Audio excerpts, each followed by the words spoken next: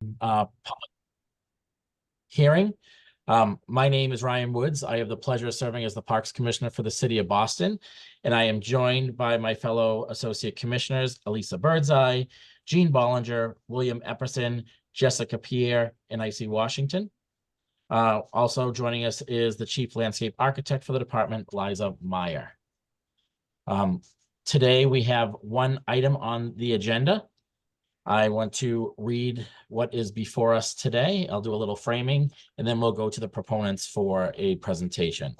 So today before us, we have a vote to approve the demolition management plans for White Stadium as proposed by Boston Public Schools and Boston Unity Soccer Partners, which is sited at 450 Walnut Avenue on assessing parcel number 1203486001. Which is separate from and surrounded by Franklin Park, which is located in the neighborhoods of Roxbury, Dorchester, Mattapan, and Jamaica Plain. So just for a little framing, the White Stadium project came before the Parks Commission on July 29th, seeking approval for conceptual design and park impact plans related to the demolition phase work. The commissioners approved unanimously the conceptual design and requested that the proponent return to the commission to address their outstanding questions and concerns, including the timing of demolition activities. So today's hearing brings the White Stadium project back to represent on the demolition phase work and answer any further questions by the commissioners that can be addressed at this stage of the project.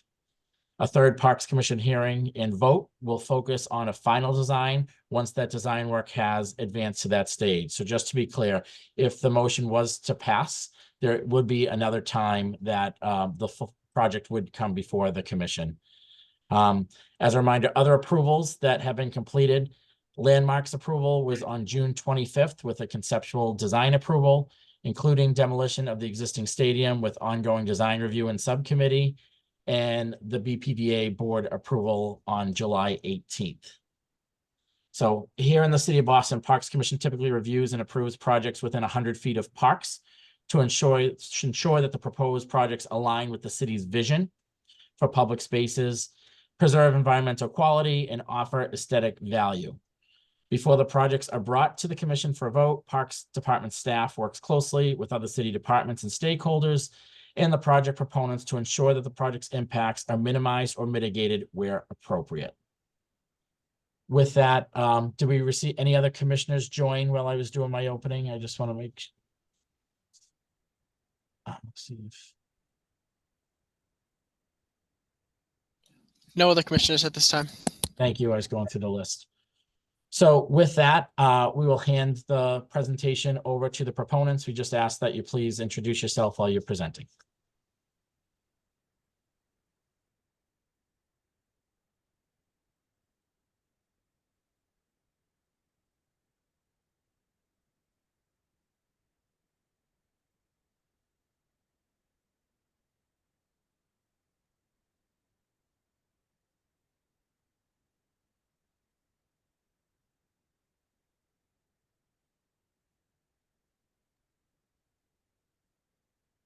Right, the presentation is up on the screen, so we can now see it.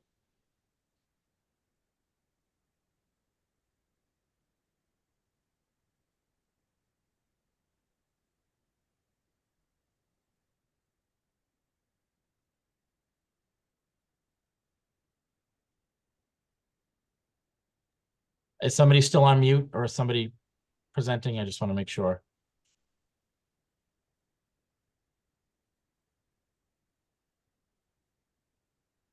Hi, everyone. Can you hear me?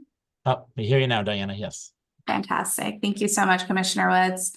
We're really excited to be here with you today to discuss the White Stadium project that's before the Parks Commission today. If you go to the next slide. So the focus of our presentation today is really focused on demolition planning, specifically taking a look at site access and utilization plans, how we're preparing the site and some of the actions taken to ensure that we support demolition activities, as well as our tree protection strategy and removals plan, which we discussed with you all last time, And then focusing a bit here on demolition best practices and our relocation planning. We really want to focus our attention on these sort of demolition activities and then focus the rest of the presentation on next steps and where we're going. We hope that this is a brief presentation and provides some additional clarity on some of those elements. Next slide. So I'm going to go ahead and if you advance one more, hand this over to Dion Irish, who will walk us through some of the site access and utilization planning that will be present for this project. Thanks, Diana. I'm Dion Irish, Chief of Operations for the Mayor's Office. Before diving into this particular slide, I do want to publicly just share a letter that has already been sent to commissioners. So I'd like to read it at this time. Dear Commissioners, on behalf of the entire city of Boston and the Boston Public Schools team, I write to thank the commissioners for your recent approval of the conceptual design for the renovated White Stadium and to address some questions you asked during the July 29th hearing. I wish to be absolutely clear that neither the city of Boston nor Boston Unity will begin demolition work at White Stadium until after the parties have signed a lease agreement for the West Grandstand area and adjacent areas, also known as the Grove. We are working to sign the lease agreement by early fall so that site preparation and early demolition for both sides can begin at that time. The lease agreement will obligate both parties to construct the state-of-the-art facilities presented to the Parks Commission and which have already received approvals from the Boston Landmark Commission, the Boston Civic Design Commission, and the Boston Planning and Development Agency. We look forward to answering your questions and will continue to engage with neighbors, student athletes, and park users to advance this important project. Thank you. If we can go back to the previous slide. Next slide, please. So here we want to talk about the demolition plans. We're showing the demolition work zones for both project teams and how we will maintain as much public access to the site as safely as possible during the time of renovation. As highlighted in orange, the pedestrian circulation will be maintained across the park. The construction teams will be in constant contact with parks to ensure daily park operation runs efficiently. Next slide. This plan outlines how we will go about preserving key building parts, removing obsolete structures, and how utility preparation work with these changes. For the West Grandstand, this will include the preservation of the existing clamshell wall, as shown highlighted in blue. Utility work will be done to support all future programming at the White Stadium and ensuring that the equipment used mitigates noise and light emanating outward from the stadium. Updates and new utilities will set the groundwork for fixing the stormwater infrastructure where we have needed for a long time in this area. And we look forward to having a playstead area where kids can even play, even when it rains. Now I'll pass it back over to Diana. Thank you, Dion. We also wanted to provide you with some additional clarity as it relates to tree protection on site. So you can see here that we have tree protection shown in certain areas of the plan that are trees that we're preserving. And the trees that you see highlighted here are also a reflection of the robust presentation we presented to you last month. A couple weeks ago, that focuses in on trees that have to be removed as a part of this project. The tree protection fencing will be overseen by the project landscape architects and the consulting arborists, and is also being reviewed by Parks staff. In the future, we'll share more detail, but as a summary, we plan to implement a tree bank for this area, which will result in the planting of over 500 new trees in Franklin Park.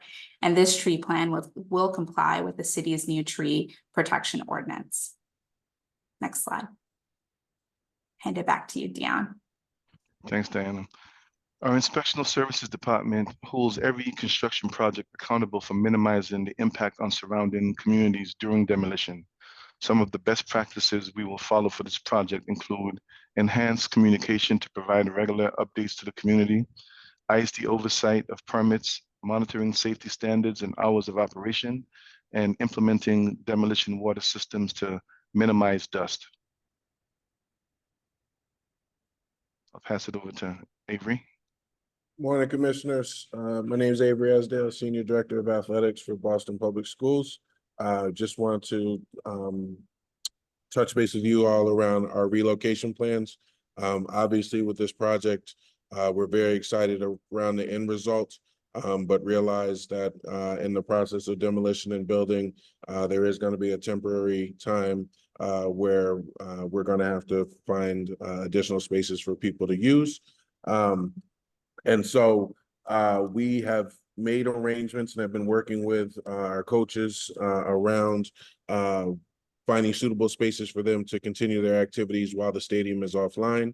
As you can see from the slide, the BLA girls soccer team will practice at Malcolm X Field, play their games at Moakley Park and Saunders Stadium. The BLA and BLS boys football currently practice, BLA currently practices at Playstead and has 5 games at the stadium. The BLA football will continue at Playstead for practices and have their games at the West Roxbury Educational Complex. BLS, who currently practices at Clemente Park, will now play their 5 home games there during the season.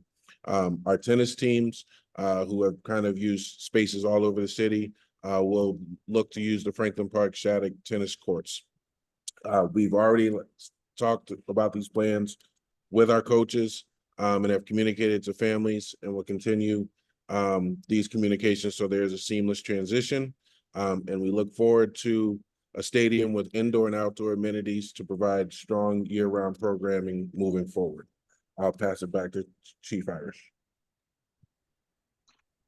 Thanks, Avery, for that thorough overview. It's also important to note that we're in contact with other permit holders in the park to update them on the amenities that will be available to them after renovations, and to help find alternative locations for community events while under construction.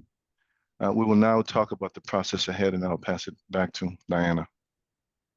Thank you so much, Dion. So the timeline that we have before you here on this slide shows our current status and the future steps we're taking. As Chief Irish mentioned in his letter earlier, after our Parks Commission meeting, park staff and other city departments will continue reviewing updated materials as we work towards executing all legal commitments we've previously shared. And as you can see here, this vote allows us to continue the planning process and continue our extensive engagement. Engagement is a really important part of this work, and there are multiple forums in which the community has the ability to continue participating, and also other city review staff continue to engage in this work as well. So you can see here that in blue, there are other ways in which the commission, city department leaders, parks experts, and community members can continue shaping the planning and programming of the renovated White Stadium. And that includes the continued work of the IAG, the monthly meetings held within the Landmark Subcommittee, as well as critical public meetings we'll hold for milestones associated with the project, as well as coming back to you for our final design approval later this year.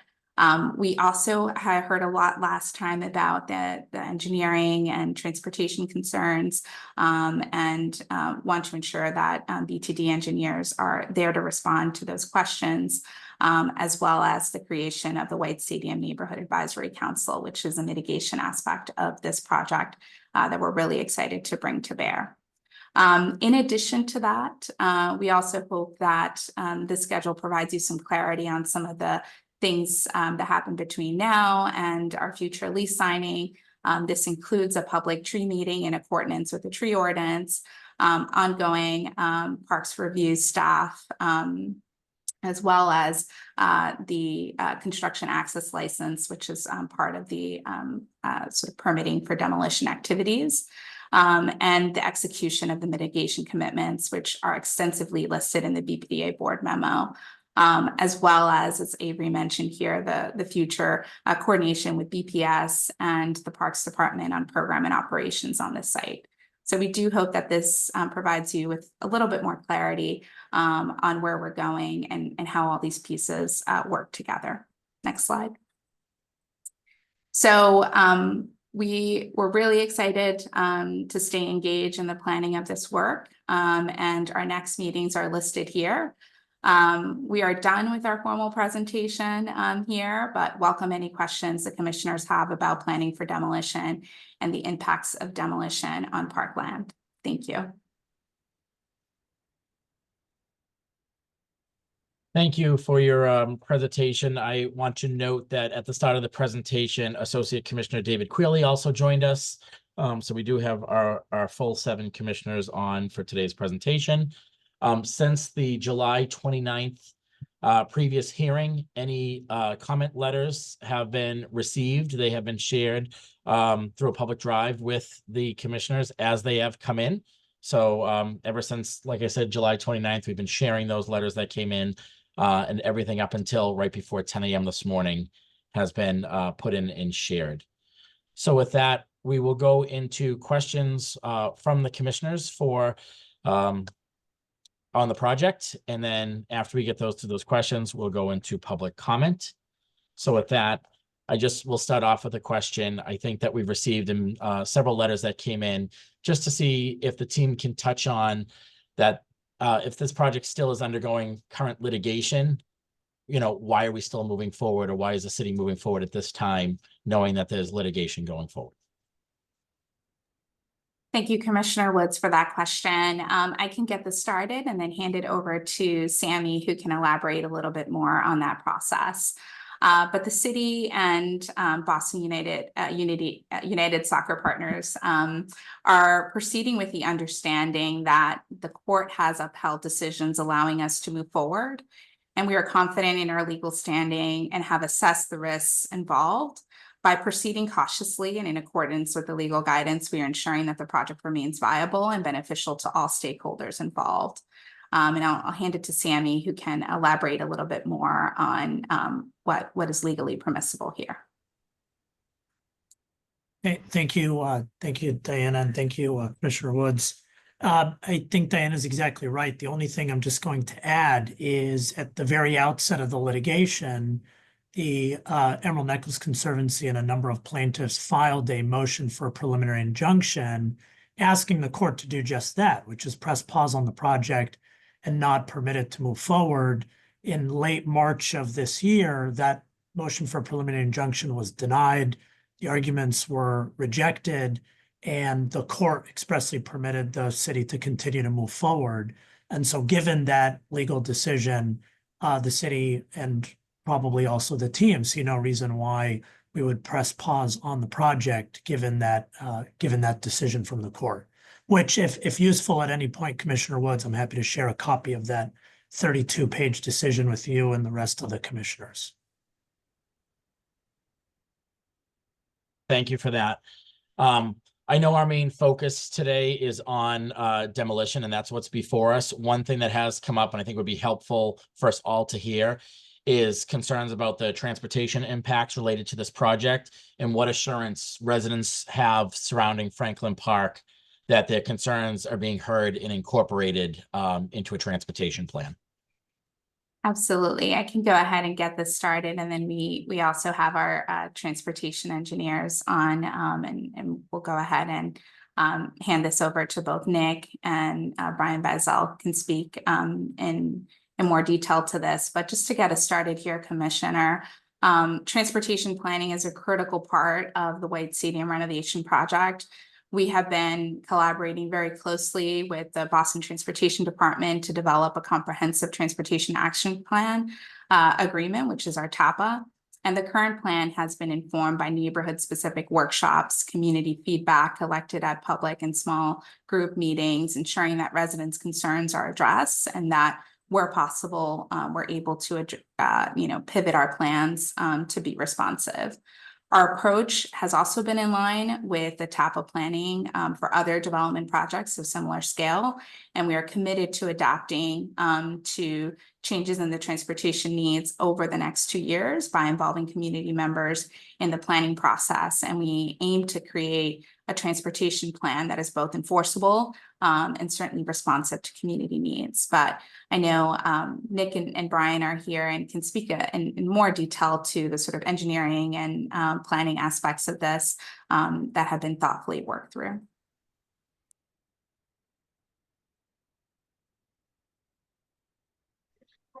Hi, everyone, it's Brian Bidell from Howard Stein Hudson. I was having trouble with Commissioner Woods. I don't know if the connection's on my end or on his end, but I guess if I'm the only one, then so I didn't get all of everything that Commissioner had asked for. Sure, Brian, can you hear me now? Yeah, I switched over from my Wi-Fi to cellular, so hopefully it doesn't keep happening. That's why I'm not sharing my video. I'm just trying to not overtax whatever network I'm on. Great. So the question was just pretty much, we're hearing concerns we received in our letter about transportation planning and from surrounding residents in the neighborhood. Just can you ensure, or how can you ensure that their comments and feedback is being codified and being included in transportation planning around the project? Yeah, great. So just to clarify for everyone, the process that happens, and this is on all developments, right? It's not just this one, is the transportation mitigation commitments, and in this case, that includes the transportation operations plan. Gets first written in, provided in writing in the BPDA board memo, which it is in this case. And then the next step is the cooperation agreement that gets signed between the city and the developer. And again, our mitigation will be listed in there. And then the actual transportation execution of that is in the TAPA, right? But I know people are concerned because the TAPA is not finalized at this point, but having the board memo and it lists the requirements that we have is what is keeping us from making a TAPA in the future that doesn't have those same agreements. So yes, we are still working on TAPA, and as Diana said, we will include the public and get feedback, and we have been doing that. But really the board memo sets out what we have to do to make sure that the protections that we've discussed with the public are actually in place in the TAPA. And I think I see Nick here. I wonder, Nick, if you can also speak to the game day programming as it relates to managing vehicles in this area. Sure. So as we've discussed at numerous community meetings and workshops, we are planning to provide a parking management plan for game days, similar to what we've done for other events in the city, example being events at Boston College. There will be a sticker program that will be eligible for residents to apply for, similar to the resident permit parking program, which will preserve parking in the neighborhoods adjacent to stadium. There will also be a guest permit parking program for individuals who live in those neighborhoods as well. We also plan to have, and again, this will be codified in the TAPA, but an enforcement program that will ensure that there's compliance with both the parking management plan, the TAPA, and the operations plan.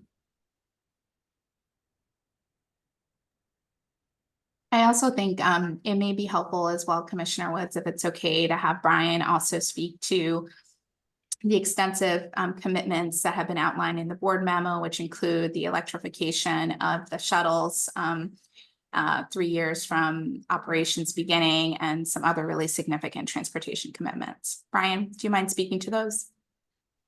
Sure. Yeah. So within 3 years, I believe, was the time frame in the board memo that we would have electrification of the buses. We are committed, obviously, to no parking on site. We are in discussions with the T to determine final T stations that we'll be connecting to with the shuttles. And I am not the expert on what is in the board memo, so if someone else wants to chime in, that would be helpful. Great, thank you, Brian. With that, I'll go to other commissioners. I see that Commissioner Epperson has his hands raised, so we can start with William. All right, thank you, Ryan. My first two questions are actually follow-up to your own. Let's stick with transportation first. Understand that the plan is not yet final. It will be finalized at some point in time. My question, Diana, and I heard you kind of reference this, but maybe we can elaborate and speak a little bit more. How are we going to ensure that once the plan is finalized, we can still revise it and improve it once operations starts of the stadium, so that we can continue to address any community impacts that were not yet foreseen or which weren't properly mitigated by the final plan that was approved? That's an excellent question, Commissioner. And what we have in place that we identified in that sort of next steps slide and schedule is the White Stadium Neighborhood Advisory Council, which is going to include both elected officials, community representatives that would allow us to be responsive to the feedback. And this is not just on a yearly basis, but a continual conversation with those community members to ensure that if there's something we learned, right, that can allow us to better improve those transportation plans from what has been presented to the public to date, we're able to be as responsive as possible and that we're held liable to making those changes in a timely manner. So we are very much committed to being as responsive as possible in this space and ensuring that, we have representation from the Boston Transportation Department, from parks, from community members and elected officials who all have vested interests in ensuring this is a success for the park and the community. And since you touched on it, when will that neighborhood advisory council be formulated, be brought together? And I think more importantly, when will it be given some level of oversight and enforcement? That's an excellent question, and I'm going to hand this one over to Mike Firestone, who can speak more specifically to how that has been outlined in the BPDA board memo. But we hope that this is a council we can get up and running in short order in order to ensure that as we continue with this work and the demolition activities in front of us, we have that representation. Thanks, Dana. Hello, commissioners. Good morning. Mike Firestone with the city team. The BPDA board memo details that the Neighborhood Advisory Council will be established at the earliest practicable time. The idea was not to set a deadline that didn't make sense for community and the process conferring with local elected officials and others to establish this properly by picking up specific month. But the idea is that this entity would be in place to manage not just for the ongoing operations of the stadium once it's fully constructed and operational, but earlier in the process during phases of construction. So I think we're anticipating that this is top of the list once the lease agreement is executed. I'll just add to Diana's excellent point about the sort of ongoing work that there is no single document that can sort of that will sort of outline any sort of the long-term ongoing relationship between Boston Unity and the Parks Department, or Boston Unity and the school department, or the constellation of groups, including the transportation department. And so the commitments in the board memo, which I do commend to the commissioners, I know they were circulated and really speak to an ongoing process where there needs to be a license issued for every single use of there needs to be a license for the use of the fields on an ongoing basis. There needs to be ongoing dialogue around things like how we're scheduling to prioritize the BPS uses, how we're managing for the expanded hours of public access, the 15 hours a day that are committed to. So a lot of this is going to work out in the ongoing operation of the stadium and is, I think, going to be an iterative process over time. And I do want to jump in here, Commissioner Epperson, and also allow Nico to speak to, this isn't the first, project of this nature that the city has encountered. And we've been learning from those prior large projects to ensure that what we're doing here is leading with the most innovative best practices to ensure success. Nick, can you speak a little bit to your experience here?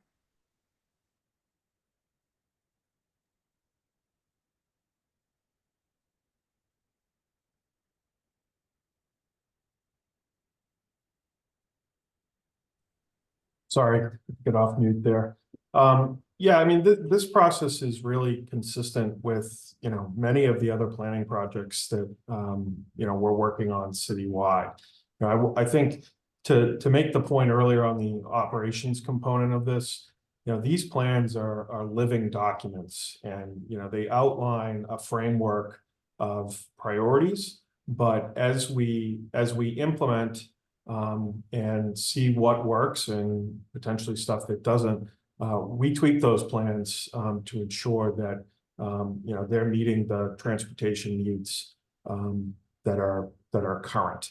And I think that commitment is pretty well outlined in the BPDA board memo, as well as the working draft of the TAPA. Again, I think the framework here ensures that there is a process for community feedback in the future to, for example, after the first season, understand, is there room for improvement? Are there things that we can change? And again, I think there's a commitment through, both the transportation department, parks, to deliver on those commitments.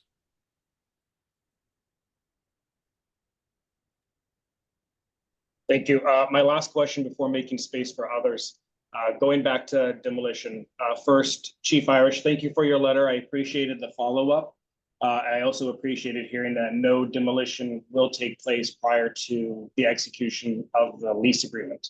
And Sammy, I appreciate your perspective and information that you've provided us. I do want to ask the question, understanding the city feels this is very unlikely, what would happen if we started demolition and either some form of regulation or legal action jeopardized the viability of the soccer fields? What would happen then when we've already started demolition and something happens? Really, the root of my question is it possible for the community and the BPS students to be left with a situation that is worse off than what we're currently dealing with now? Or is there some level of plan B or contingency plan, or at least some sort of promise that the city would make to the students and the community, should that very unlikely event come to be?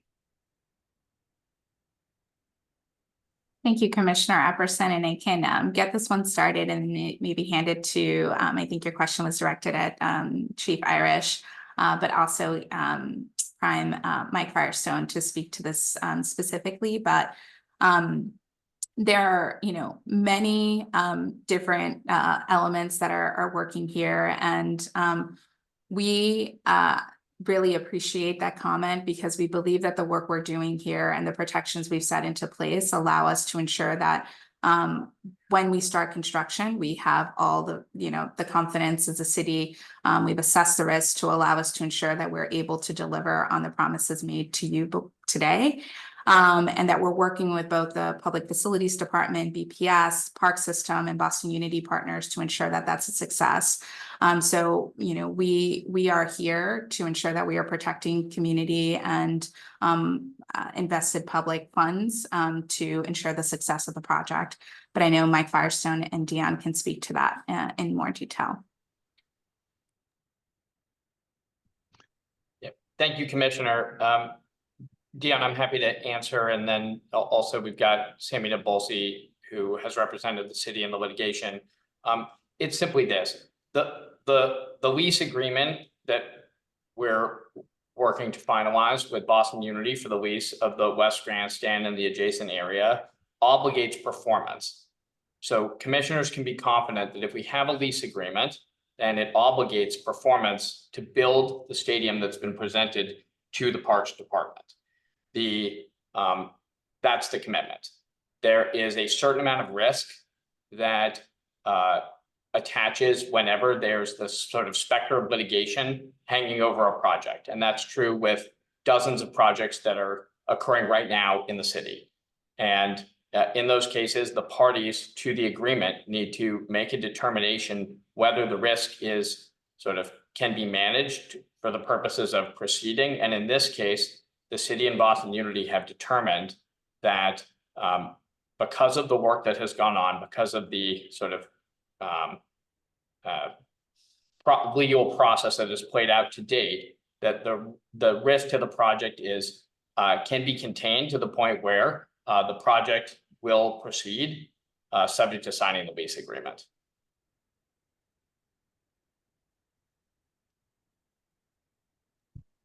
Thank you, William. Did you have any other questions before we? I have other questions, but I'd like to make space for my fellow commissioners. Great. Thank you. Any other commissioners that have questions? Hi, this is Dave Creeley. I'm sorry, my camera is not working today. It doesn't like Mondays, apparently. So I had a couple of questions for you, or a couple of thoughts. One is that the neighborhood around this park is very different from that around Boston College. I think it's more dense. It's certainly different from an economic and racial makeup. And so I want to be sure that those things are taken into consideration through transportation planning, through the advisory council, and so on. I just want to make that point that we're not talking about what's around BC here. We're talking about a very different neighborhood. And then secondly, the Mitigation Advisory Council, how will it include, or who will it include from the neighborhood associations, the key neighborhood associations? That's an excellent question, Commissioner Cleary. I'm gonna hand it back to Mike Firestone, who can speak to our desire to be able to get this Neighborhood Advisory Council up and running as soon as the lease has been executed. And I think we've outlined in the board memo our intention to ensure that we include representation of both elected officials, community members, and departments that are directly impacted by the work here. Yeah, I'm not sure what the best way is to communicate this, but thank you, Commissioner. The advisory council, as outlined in the board memo, which was kept specific enough to sort of clarify its sort of robust nature, but with some room to have discussions with the surrounding neighborhood about sort of what would be the best sort of size and things like that, envisions that it'll be established at the earliest practicable time after the signing of the lease agreement, the membership to include the district councilors, and I'm just quoting now from the board memo, representatives of residents from park adjacent neighborhoods, Dorchester, Jamaica Plain, and Roxbury, park users, the Boston Public Schools, and the proponent, in this case, that means Boston Unity. It then says that the Neighborhood Advisory Council will be co-chaired by the Parks Department and the proponent, who shall together be authorized to make changes to the composition, operation, and responsibilities in consultation with the membership without resort to the BPDA. What that really means there is that we don't need to go back to the Boston Planning and Development Agency board in order for this group to be run in a way that aligns with the aspirations of the community. I don't want to get too in the weeds here, Commissioner, but there is a set of commitments around the frequency of meetings, the scope of the responsibilities, the opportunity to review plans, to present complaints and neighborhood concerns, to track resolution of those complaints, and to just engage in an iterative and ongoing process that both precedes the start of any season, continues through the course of the season, and then includes some review at the end of the season. So what we're doing is creating a space, as we've done successfully with other entities. We've been pioneering a process in the Fenway, which we've spoken about with neighborhood groups to deal with the impacts associated with the concerts at Fenway Park, which have grown in their frequency over recent years. So we feel like this isn't the only tool, but a very useful one. I think I would just like to add that, as Mike has referenced, the details of the commitments we've made, Boston Unity Soccer partners in the board memo. I won't repeat that, but I just want to emphasize that we plan on a robust, ongoing community engagement process, really on everything, on transportation, operations, all of our community mitigation commitments that we were making in that memo. We, ownership is committed, and we have hired senior staff members whose dedicated purpose will be to ensure that community feedback is received, and we are modifying our plans accordingly. So, I just wanted to add that outside of Mike's comments. Thank you. Okay, thank you. So it sounds like we're not clear about which group specifically would be on that committee quite yet. I did notice that Lewis put up a note saying what happened to the IAG process, but I'm sure he'll address that when he speaks. My last question was, the city's shown great leadership on sustainability. So I'm wondering why we have to wait for 3 years for those electric shuttles. Why can't those be done right away? Is it a cost issue or is it something else? I think the commitment the commitment in the board memo is more ambitious than what was stated there. I just am trying to pull it. I'm just trying to pull up the specific language, and agree with you very much, Commissioner, that this is an item that needs to be addressed. What we agreed was that in response to community feedback and particularly appropriate concerns, both that shuttling was necessary to bring people in and out of the park area to avoid personal vehicles being used to try to get to the park. So first off, a commitment to using shuttles, and next a commitment to electric shuttles. So what it says in the board memo, which I think can be fine-tuned, is that environmentally sensitive and practicable shuttles will be employed consistent with the access plan. So this will be finalized in the TAPA, with the goal of using electric shuttles at the earliest commercially practicable time, targeted to be within 3 years. So what we're saying, what we have reached as an agreement is that there will be electric shuttles. They will be employed at the earliest commercially practicable time, and that there's sort of a limit to, how long we're giving ourselves to do that. But the city is in agreement with you that this is a space where we should be pushing ourselves and Boston Unity. Okay, thank you. That's all I have for now. Thanks, David. Other commissioners with questions?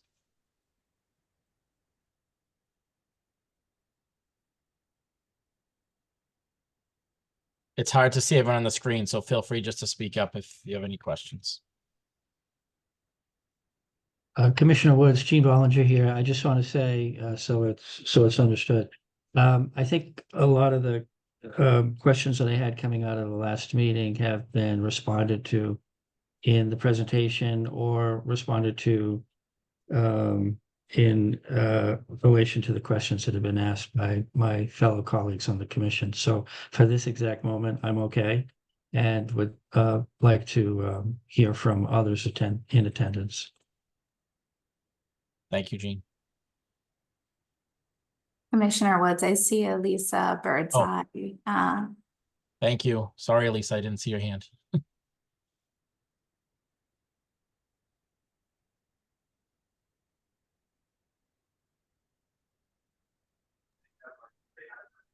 The commissioner may have an issue unmuting. Yes, thank you. I had just the same, I was having network issues, so I switched devices. So but thank you. I would echo Commissioner Bollinger. Many of the concerns that I had were addressed either in the presentation or in questions from the other commissioners. Just perhaps somebody on the proponents side can speak a little bit about the kinds of methods of transportation that are being discussed, and if they've seen that be successful in other cities, or how they might anticipate that would work in this particular project. Thank you, Commissioner, and I can get this one started and hand it to both Ryan and Nick, who can speak to this in more detail. But fundamentally, the transportation plan is a multimodal plan for the site. We're looking at public transportation, electric shuttles, bikes, walking, all forms, right, that allow us to ensure that we are being as sensitive as possible to the community concerns we've heard to date. But I know both Brian and Nick can speak to your specific question around, has this happened elsewhere, and how are we drawing from the research we've done to ensure this is a success? Nick and Brian. So I'll jump in, Brian Buzzell again. Sorry again for not sharing screen or sharing my camera.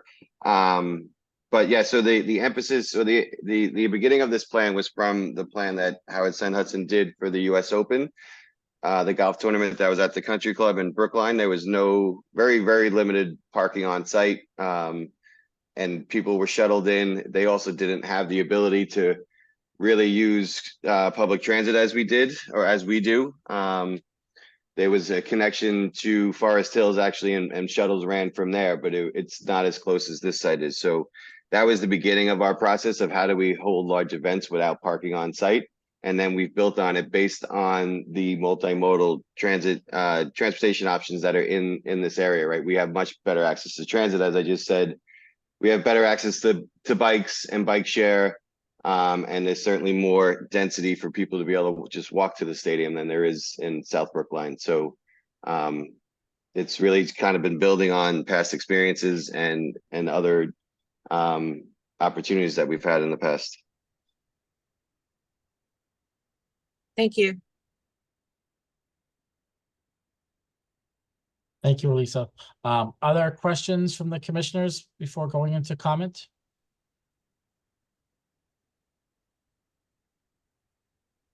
This is just for the commissioners, Mary, so just trying to get the commissioners first. Looks like I'm not seeing any others, so I just want to. Ryan, I have a couple of more, if that's all right, if no other commissioners have any questions. Sure. I'd like to understand just a little bit more of what is actually being leased here. Is the city giving away the entire property and the entire stadium, and then the soccer folks giving back some use to the city or the community? Or is this more like how the city licenses some of its other assets? Where this is more of like an operator who has a specific right to the specific thing, but primarily the asset still stays with the city. So I'd just like to understand those general terms just a little bit.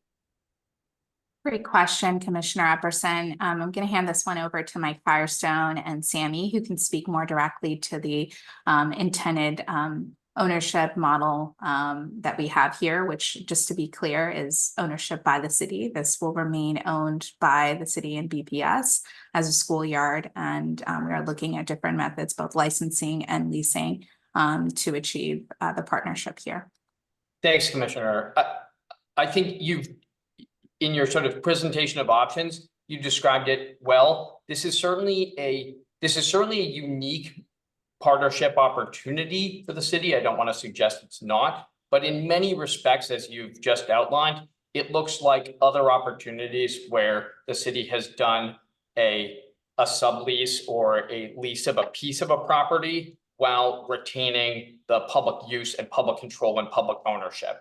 So in this case, you can think about the entirety of the White Stadium complex as sort of, there's only one stadium. And we've talked about that over time and heard community members who've said, we really want to understand this and see this and hear about this as one stadium project. So whose project is it?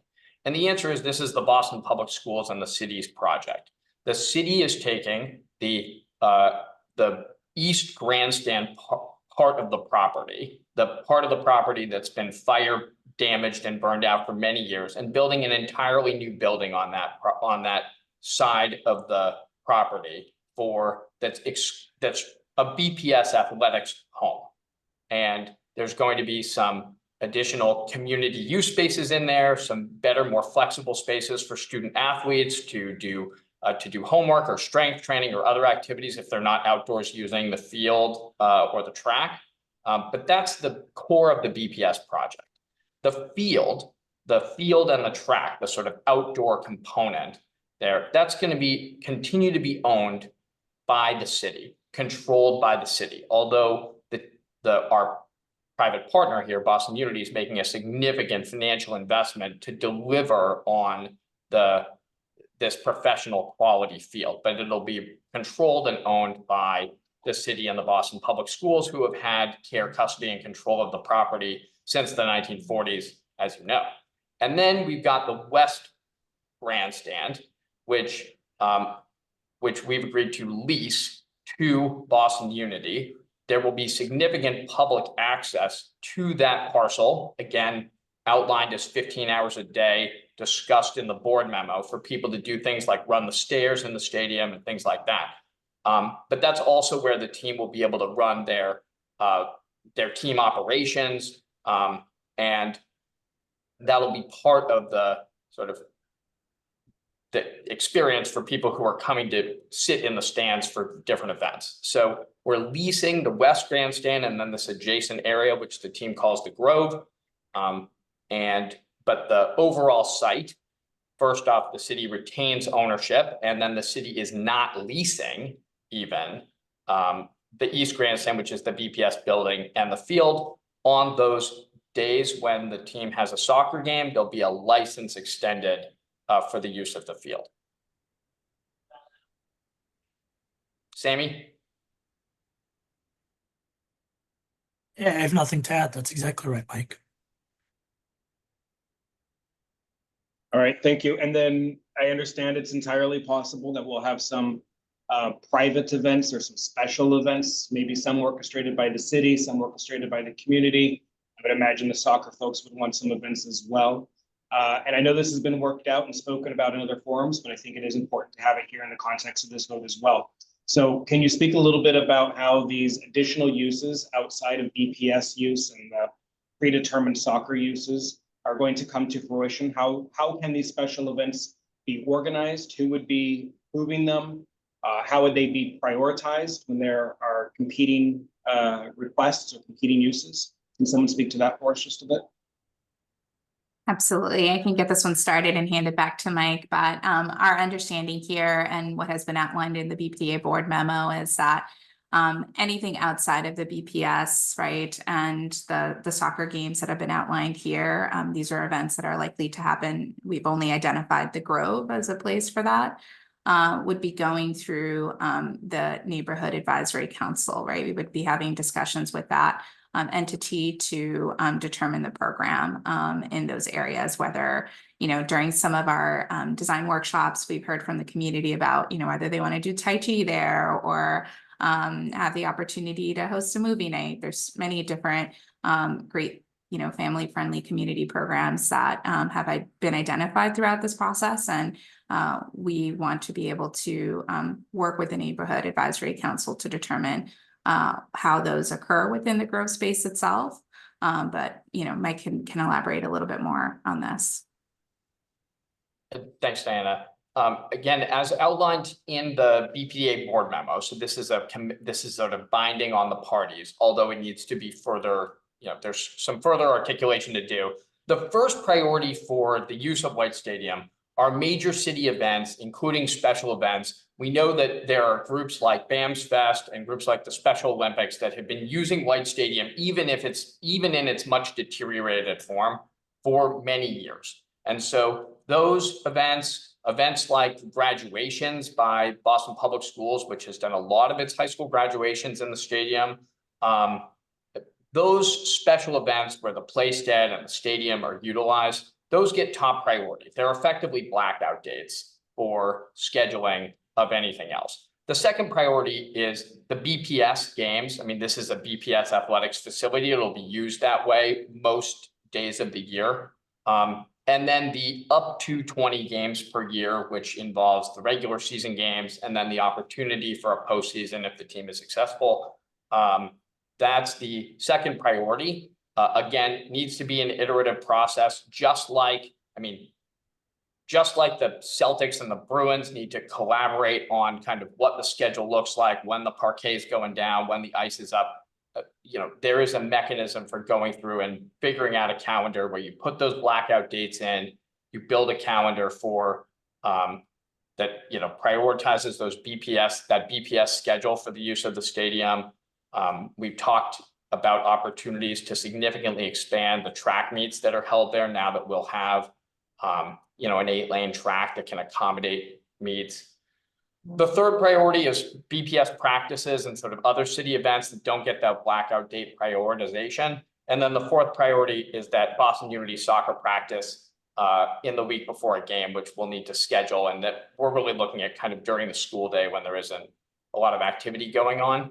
But to Diana's point, the significant sort of upgrade of the stadium creates a lot of different places and spaces for community events. Diana mentioned that Grove area. That's probably a better site for a lot of community events than like the middle of the field. So, and is a much more versatile event space. And then we've got these different indoor spaces now in the stadium as well. So we're really excited to see a lot of different and expanded use by community and by the Boston Public Schools. We think that's a key benefit of the project. All right, thank you. Ryan, that's all for me. Thank you. Any other questions from the commissioners at this time? I am seeing none at this time. As we set up for public comment, I do see that we have a few elected officials that joined us. So I'd like to give them their chance. So if there's an elected official, a couple have raised their hand, but if there's others, please feel free to raise your hand so we see you in the queue here. We'll start with Councillor Ed Flynn.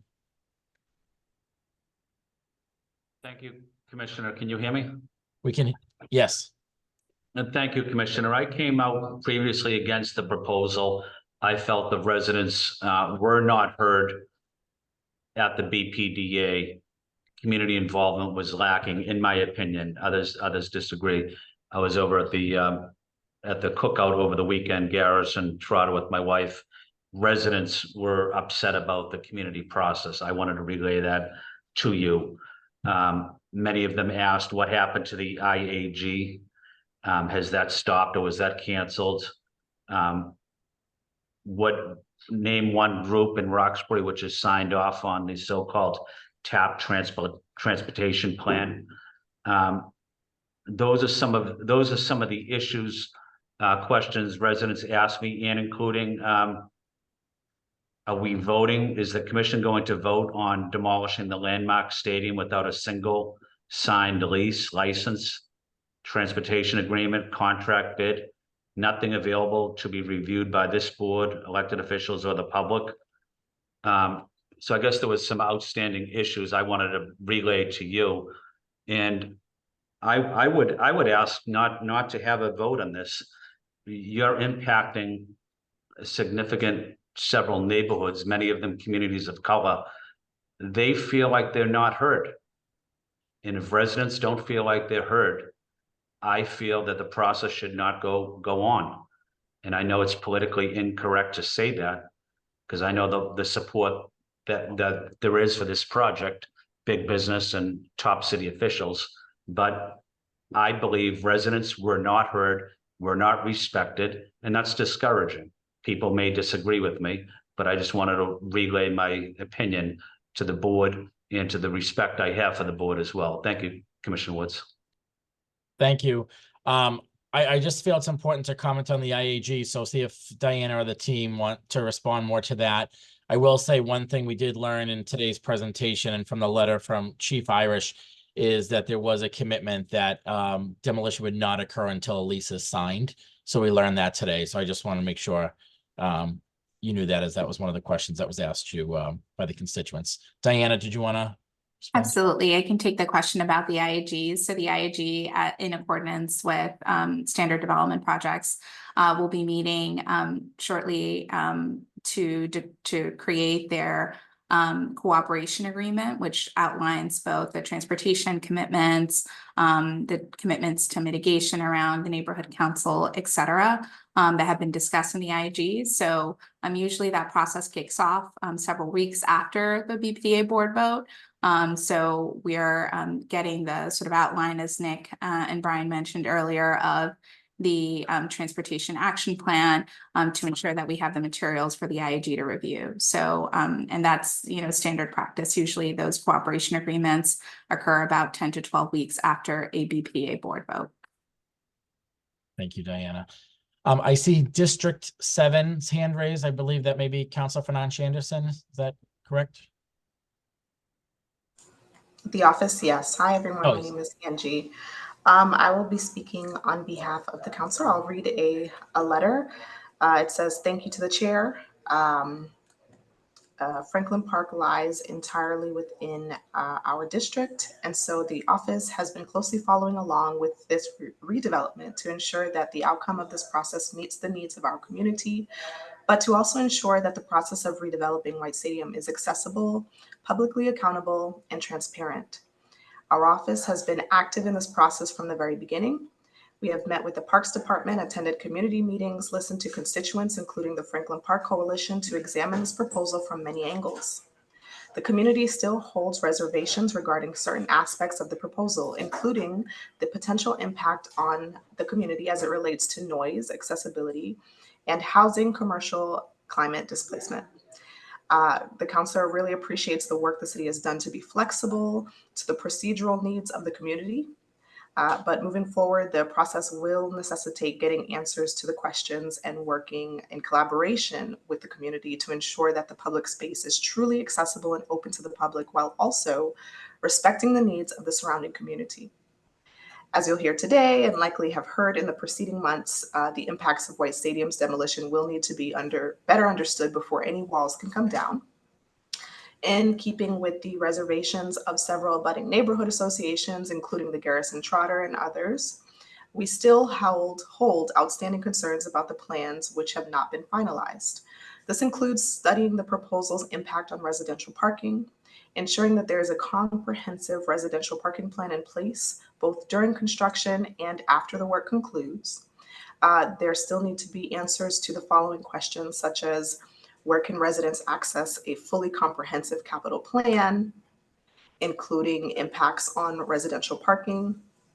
What groups have the city liaised with, including neighborhood association, church groups, and other communities? When was the last time the IAG had the opportunity to meet on this? What is the status of the agreement with Berea Church for the use of Humboldt Ave? The council has communicated these concerns to the Boston Transportation Department and is still waiting on their response for an opportunity to hold a meeting with them to discuss this in depth. The councilor sympathizes with the city in that this process has been arduous, and while our office is by no means against the proposal, the lack of comprehensive planning, specifically as it relates to residential parking and construction mitigation, gives us pause. Projects as big and as significant to the footprint and history of our city deserve time and consideration to make it as best as possible. The councilor hopes that the commission will vote in accordance with the needs of the community. Thank you all. Thank you very much. Councilor Weber?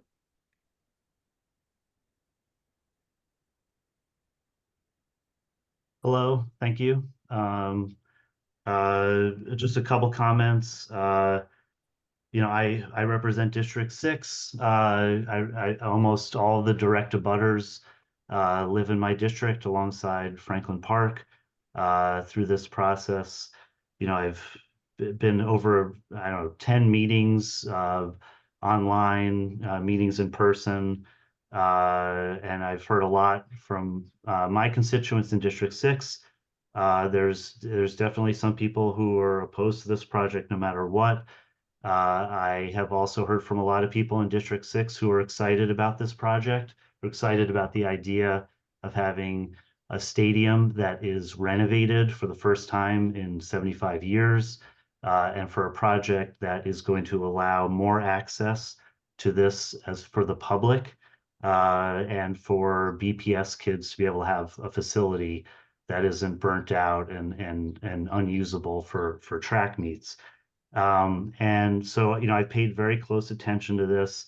I do think that the mayor's office has found a way to do something that nobody's been able to do in 75 years, which is actually come up with a plan that's going to get the stadium fixed.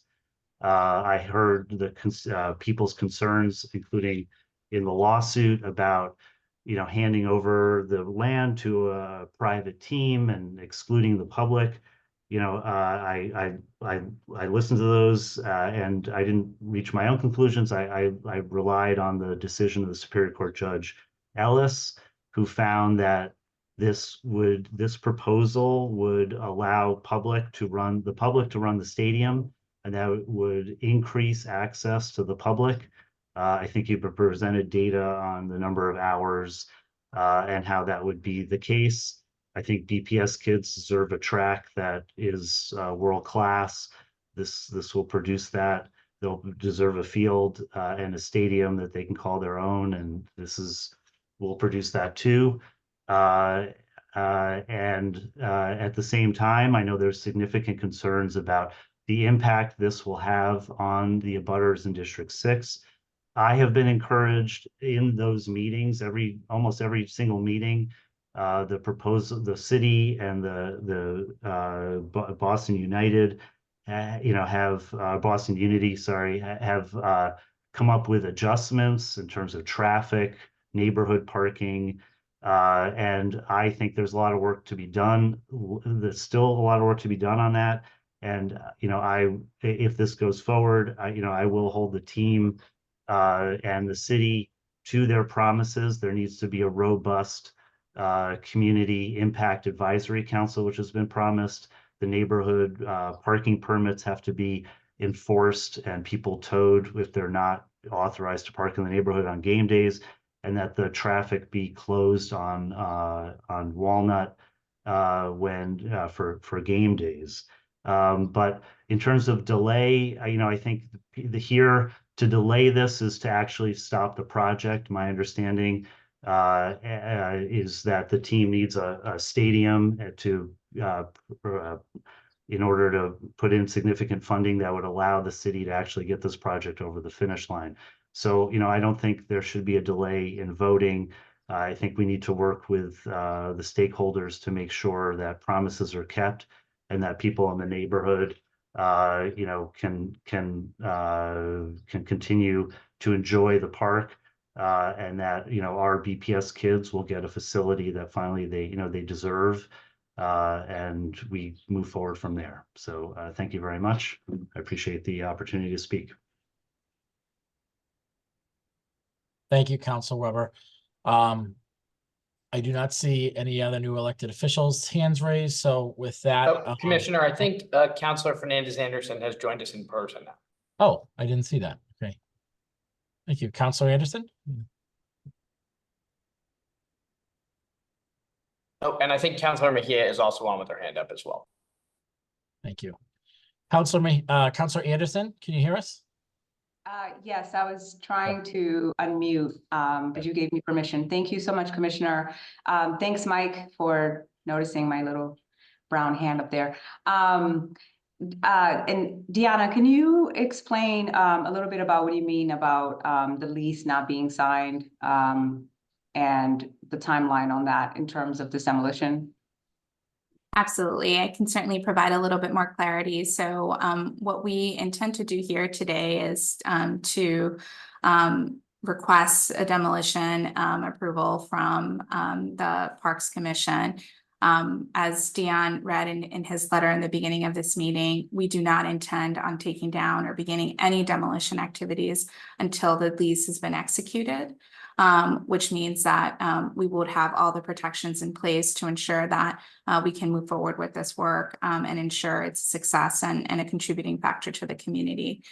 So, that is sort of our commitments here, is that all of these elements sort of work together to ensure that we have the approvals in place to execute and finalize the lease agreement. And then begin demolition activities, likely early fall this year, if we are successful. Thank you so much. And I apologize. Good morning, everyone. District 7 Councilor Anderson here. I know that my staff, Angie, I'm sure she did a great job. I was driving, so jumped on as soon as I could. I did want to sort of encapsulate the comments or the feedback that I've gotten from the district. I do think this is in the district, and I think that obviously it impacts district, Councilor Weber's and Councilor Worrell's district as well. But this isn't particularly in Grove Hall, Roxbury area. And I have participated in more than one hearing or more than one event, right? So been there from the beginning with you to now. I want to say that I have gone on record and will go on record today in saying that I support this project moving forward. I think that what we're hearing from constituents is that we have some concerns, and the concerns need to be addressed. And we need some sort of agreement and promise and timeline here for the follow-up. I appreciate my colleague Weber, Council Weber, who mentioned in terms of, holding the administration to their promises in terms of meetings. And there, look forward to that collaboration so that we can do that. And I believe that the administration, like in the beginning, yes, there were some concerns about, people being muted, short time, people not speaking enough. And then we did in person, but the administration, both administration and the developers both became very collaborative in terms of accommodating community requests. Meetings were being held, IAG meetings were being held, and every time there was a request from the community, more meetings, the administration, both administration and the developers responded. So I would say that in the beginning, we started off rocky, and then it got really good. I don't have an issue necessarily of where we landed presently. I think that we improved, and I think that we have to offer grace to each other in terms of these processes. It is really tough to get such a big project going. And then for the majority of the district, they support the project. Again, it's the different issues with transportation, residential parking, ensuring continuity of the meetings with IAG, and then the comprehensive construction plan. People just want to, in detail, understand from start to finish, how is this going to play out? How is it going to impact me? Which are all very fair issues that constituents are advocating for. So I would say, just to put it in perspective, that's what's happening. It's not, okay, let's not do this project, or we don't support this project. Rather, we support this project, but we need to just be more, a little bit more intentional. And again, going back to the administration has improved, has been intentional. So has the developers in improving this process. And I for one, thank you and been very proud to say that working with the administration, things have been improved in terms of the processes. But let's not stop because now we're going to go into demolition. Let's figure out the plan here to just, finish strong. Let's refine our full delivery all the way to the end. And let's talk about what the process or strategy is for moving forward so that we can ensure that we address the concerns listed here today. And that's what I have. I'm waiting for a meeting with transportation. I'm waiting for a meeting with the rest of the administration. Open, Commissioner Woods is always accessible, of course. So open for anyone to reach out and for us to be able to mitigate against some of those concerns. And it feels like so far I've been reassured by the administration that they are willing to accommodate, they are willing to do this according to what meets the community needs. And for my constituents, that I represent you, that I'm always very candid and very transparent. My job is to ensure to consolidate all feedback and to ensure that I'm representing people truthfully and sincerely. So that's what I'm trying to do here. And I hope that that is heard here today. I appreciate everyone here in the meeting and look forward to moving forward with this project. Thank you. Thank you, Councilor Anderson. Councilor Mejia. Okay, good morning, everyone. I'm happy to see so much activity and civic engagement, right? Because we're always talking about things being done to us without us. And so having such a strong turnout in this space really speaks volumes to the commitment that folks who live in the immediate area have to this conversation. So I just want to first acknowledge the abutters, the residents, and the city of, for doing their due diligence around this work. I am here as an at-large city councilor. I always tend to take the posture of really supporting my district councilors in terms of what they want and how they want to be supported, because ultimately on the day-to-day, they have been far more engaged in the weeds of their direct constituents. But as an at-large busybody, I also feel a sense of responsibility and also understand the role and the voice that I have in processes like this. So I just wanted to show up, and not just to listen, but to also provide a little bit of context and a little bit of what I would love to see. We're always talking about repairing trust. And I think that this has been one of those trust building exercises. And I think what would be really helpful to me, or at least, and if this has been shared, I have yet to review it, but I would love to see some very specific, to Counselor Anderson's point around benchmarks and milestones and commitments. It is like a relationship here. And, you know, when you ask somebody to marry you, you want to put everything in writing. So I'd love to see some sort of commitments and some things that are going to be put in place. And if it doesn't happen, then what's the consequence of that? Like, I'd love to see the whole picture, not just a vision of we're going to, you know, provide the resident parking, we're going to, so like, I'd like to understand the full scope of what the accountability piece on the city's part is going to look like, because then and only then will I feel like people will feel like the concerns that they brought to the table have had some sort of resolution, or at least foreshadowing what those things can look like. So I'd be interested in hearing that. And I also want to give a shout out to the Davis Systems Group, because I know that they have been incredibly hands-on working with bringing more communities of, particularly communities of color, into these conversations. And so I want to thank the administration and those folks who have made those investments in making sure that all of the voices that need to be at the table are heard. But I'm curious if anyone here from the administration can just talk to me about what accountability is going to look like as we continue to navigate these conversations, because I think this would be something that would really help some of those folks who aren't in agreement with the project, if there was some sort of accountability metrics that you can share with us. What would that look like? And thank you. Thank you, Council Mejia. Diana or Mike, I don't know if anyone wants to respond directly. Absolutely. I wonder if it's okay for us to bring up the slide, and I appreciate your comments, Councilor Mejia. We have a slide here that speaks to sort of our ongoing engagements and participation. So, you know, beyond what we've discussed here today, we're going to continue to engage with the IAG to review the cooperation agreement.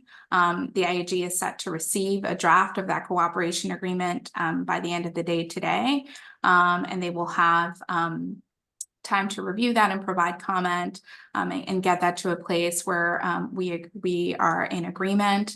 That cooperation agreement, Councilor Mejia, will include elements such as transportation mitigation, a draft of the TAPA agreement. It will also include ongoing mitigations associated with the project that were identified in the BPDA board memo. In addition to that, we continue to host monthly meetings with the Landmark Subcommittee to continue to refine and review the design as we move into construction documentation. We will also be hosting, the city is committing to hosting public meetings at key milestones. So before demolition starts, maybe as some of the critical work is coming up, as well as also coming back to Parks Commission for a final construction document and design review. We'll have our final CD sets to review in anticipation for the work. And we also have our Boston Transportation Department engineers who are reviewing those transportation plans and taking in any community feedback associated with transportation concerns on this project.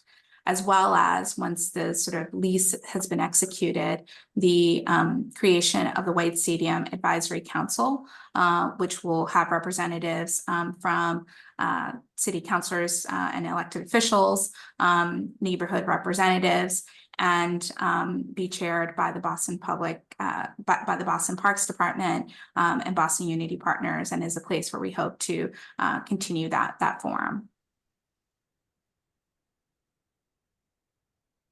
Thank you, I'm not sure if there's anything else you can add there, but I think this is just an abbreviated list of our commitments to continue the dialogue and our collaboration in this process.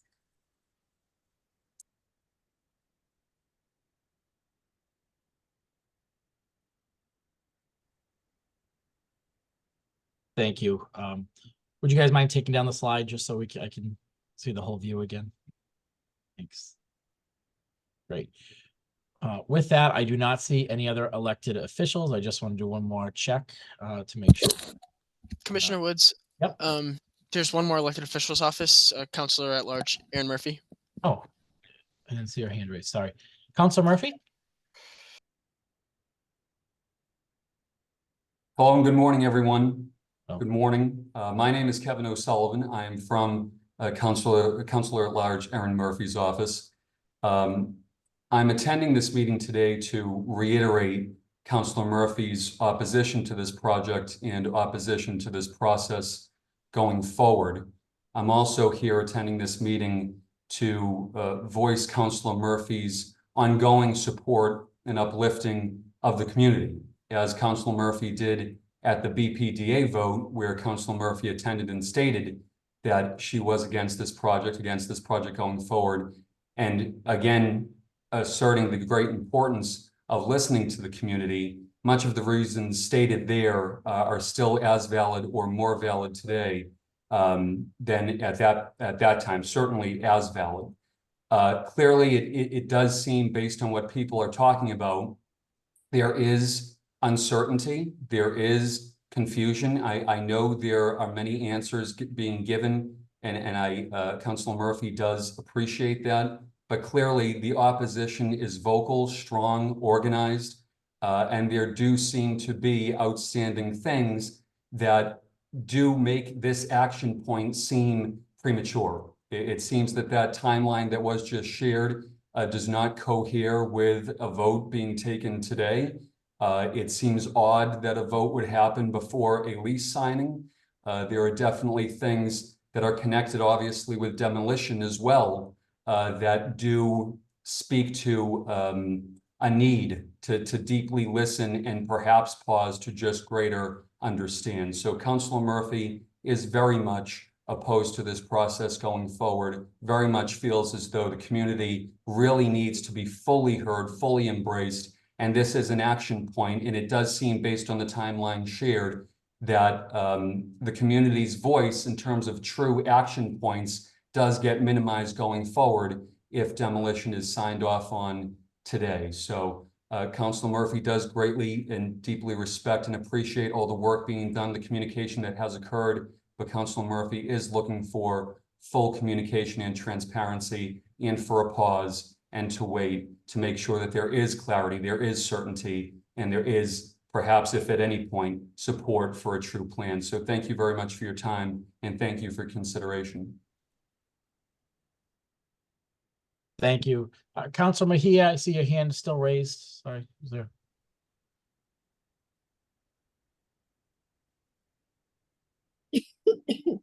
Yes. I'm so sorry. It's hard to be in a group chat. I mean, you can chat in the comments, you can raise your hand, and it's hard to interject here, but thank you for recognizing me again, Commissioner. I really do appreciate the PowerPoint that was just shared.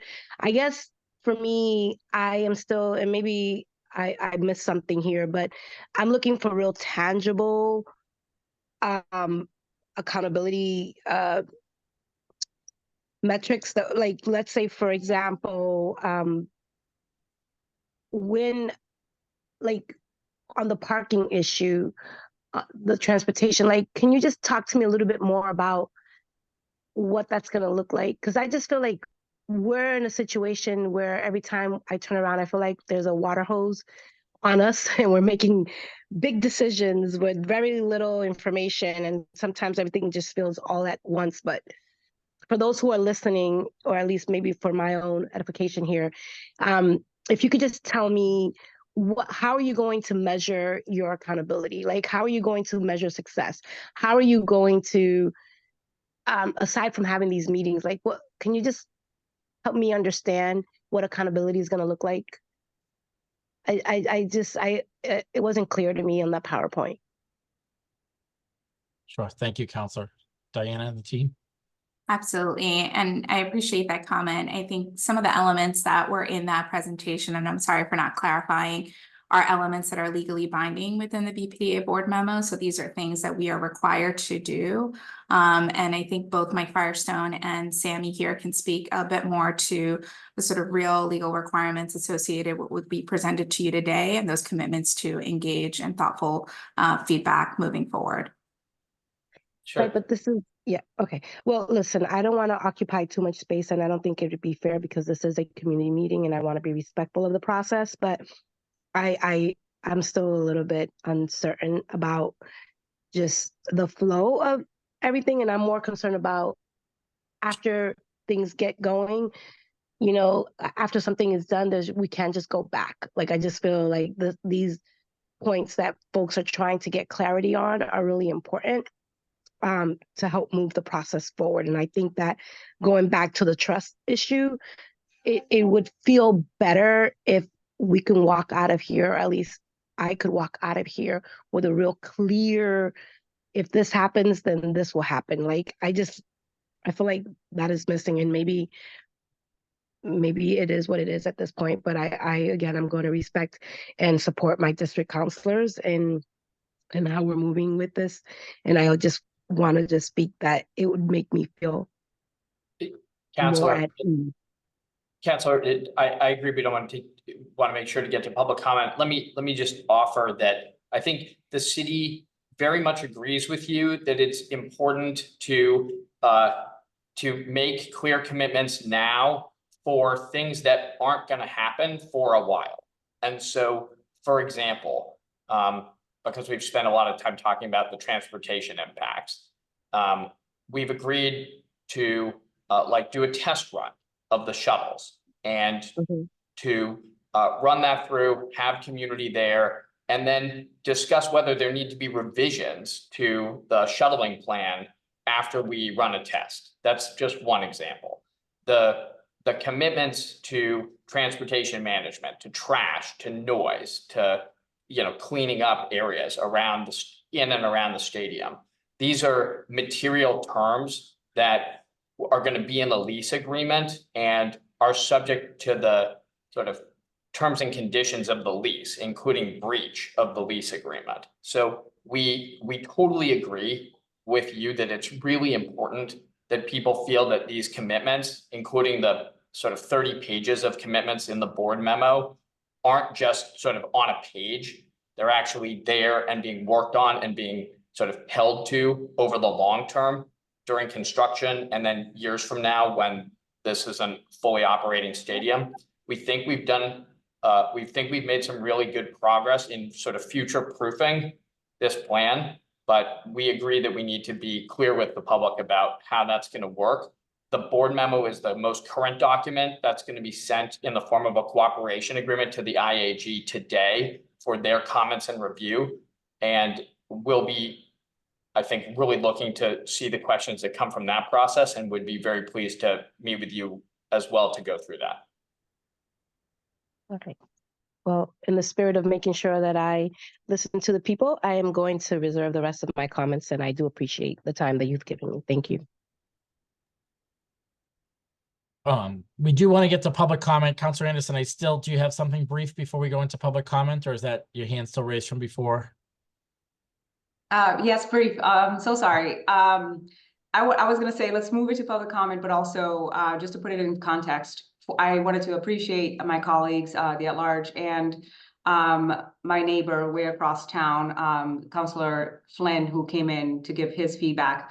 But their view is, I would say, partial or in fragments. They've not been in these meetings as we have, committed to listening to all sides of things and really workshopping this through the different meetings. So I would say, I look forward to speaking with my colleagues to lean into our office to learning more. And this is not specific to the last counselor colleague, but rather to the other ones as well. And so we would have liked to hear that way early, maybe a year ago, and hearing how they could be an ally in terms of figuring things out.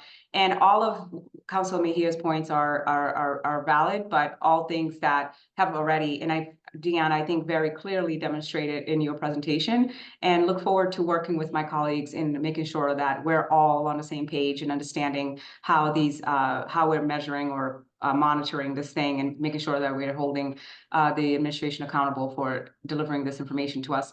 And so I would like to go into, I want to hear my constituents, and I also want to hear, in terms of next steps of us getting to these meetings and figuring it out and then wrapping this up. This is a no-brainer. We're heading the right trajectory, and I just don't want us to sort of like come in with like skewed or partial feedback if you have not been in full participation throughout this entire process. Thank you. Thank you, Counselor. All right, with that, we will go into public comment. We have a lot of people on, so we are trying to set it up. We're trying to allow everyone to give 2 minutes to give your public testimony. There will be a little counter there. That's just to give everyone note of their time frame and where things are coming up. So just so you can be mindful of the time on the screen, because we do want to hear from everybody. With that, we're going to go in order of the hands as they were raised. So it looks like Louis Alicia is first hand raised. Thank you. Thank you. And I just want to point out, you took 90 minutes to tell us the story. You want to give us 2 minutes to respond. The first thing is that it's not an open process if we can't communicate by chat. The second thing is, my name is Louis Alicia. I'm president of the Garrison Trotter Neighborhood Association, which has been around for 46 years. I'm also a founding member of the Franklin Park Coalition, which has been around for 46 years. I live on Seaver Street, and I've been a part of this park community for the last 52 years. I want to say that I'm appalled that Diana and others, Mike, would say to the commissioners, who are very intelligent people, things that aren't true, that would create a story that is not based on fact. I defy you to tell me which community group in Roxbury you met with that agreed to your TAPA. I defy you to tell me which community groups you've met with that are a part of the IAG, which I am a part of, that has had input, direct comment, and communication. You cut off the whole process before we could even have a decision and a discussion similar to ones the commissioners have. You should not take them for granted, and you should not take us for granted. We've been at this for many years, and our concern is not just for ourselves, it's for the park. We know that the 38 years, not 75, but 38 years of neglect is from the Boston Public Schools in the city of Boston. And we're not confident that they have our interests in heart now, because the East Wing has no comprehensive plan. You cannot ask intelligent people to vote for something that is not clear as to what the impact is going to be for the people they represent, whether it's Jamaica Plain, Roxbury, Dorchester, or Mattapan. What is being proposed here does not make credible sense for intelligent people. You've not produced any information, just thrown out things that you cannot verify. Mike, if it's 20 years later, we still need a plan that's comprehensive. You're not taking into consideration the churches, the schools, and all the other programs here. Your plan for Boston Public Schools does not deal with the cross country, does not deal with the community events that take place. So construction has an impact on everyone. I don't like talking fast because I'm from New York. I can do this.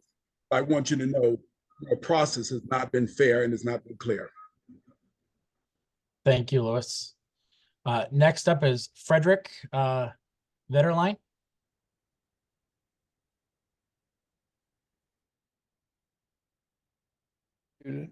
Hi, I'm a resident on the Jamaica Plain side border of Franklin Park, and 10 years ago I led a 38-day cleanup over 2 years. We cleaned up the Williamsgate entrance, and I've been a close observer of the park ever since, always checking on its care. I have to say, right off the top, I think that this proposal by the city with Boston Unity Soccer gives the greatest benefit to the children of Boston through new facilities and mentoring with professional athletes. I wrote that in my letter. And just, things have, every time I speak, things change. And right now, I have to say that the Olympics brought this new optimism about sports. It brought the optimism of seeing women empowered and leading the gold medals for the United States. I mean, it's every child saw that, and you can exalt it. It's something in this age of politics that just eats at people, that you find something that stands for everyone, that everyone appreciates.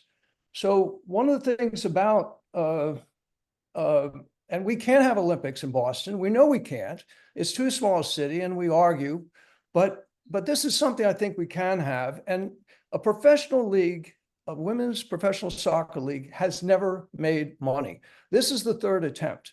And I wonder whether if we stop it now or even slow it down, whether they can even financially go on and support this proposal by the city. I really wonder whether it's possible. So I want to say, I'm going to go quickly now about parking for residents. I see this issue all the time because of development. It's held back. We need parking. We need neighborhood parking. We need it now. Thank you, Frederick.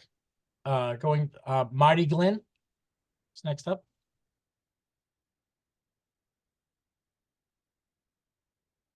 Sorry, I had some difficulty unmuting. I live at Upham's Corner in Dorchester, which is the largest of the city's neighborhoods at 120,000 plus residents. And we're diverse, we're dense, and we're home to a number of immigrant populations. In order to address the transportation concerns for the Walnut Avenue side of the park, the plan now is to move traffic to Circuit Drive, which puts it through Dorchester. The Dorchester Reporter recently contacted community leaders, Main Streets directors, and others to find out what their thoughts were on this, on all these shuttles going from as yet undefined remote parking areas and from subway stops, and discovered that no one knew anything about this plan. Dorchester, with its 120,000 plus people, has not been included in this planning process. I've been following it from the beginning, but a number of other people obviously don't know what's going on. So this is premature. There are so many problems in addition to transportation. And this stadium could be completely rebuilt for the children, the school children of Boston, for less, far less than the $50 million of taxpayer money that the city's about to put into it. A vote on demolition is premature. There are state agencies looking at this. There are a number of people with eyes on this, and none of these questions have been resolved to anybody's satisfaction. Thank you. Thank you, Marty. Next up is Beefy Cousin.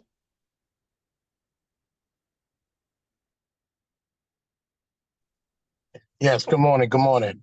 I just want to just realize everyone to realize that we're sitting up here. All I do is hear a bunch of grown people talking this and that, and then I hear some politicians as well. Some I agree with, some I don't agree with. But yet and still, this is for the kids and the youth of the city, first and foremost. And then it's also for the people that walk around the parks, because half of these people that are talking don't even go into these parks, right? They're just here just to voice their opinions. But I'm speaking up for the kids and the youth and the sports programs, because we need this. We need what we need. And in the city, you guys are doing a good job of trying to put this out here. I appeal to the commissioners that we need this for the kids.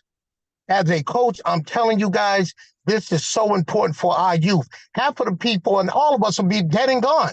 But we need something for the kids to continue on to have a great, parks like this and stadiums like this. It's too much politics. It's too much of a lot of stuff going on when you have these meetings. It's disgusting, actually, because no one is thinking about the kids. People say they're thinking about the kids, but some of these people are the same ones that don't even walk in these parks, okay, and see the great job that you guys are even doing already, okay? I get tired of getting on these Zooms and everybody has their opinions, but I guarantee you, if you get about 200 kids or 300 kids, maybe 5 of them will say no out of those many. It's about the kids, not about grown people in here with their opinions. That's my opinion.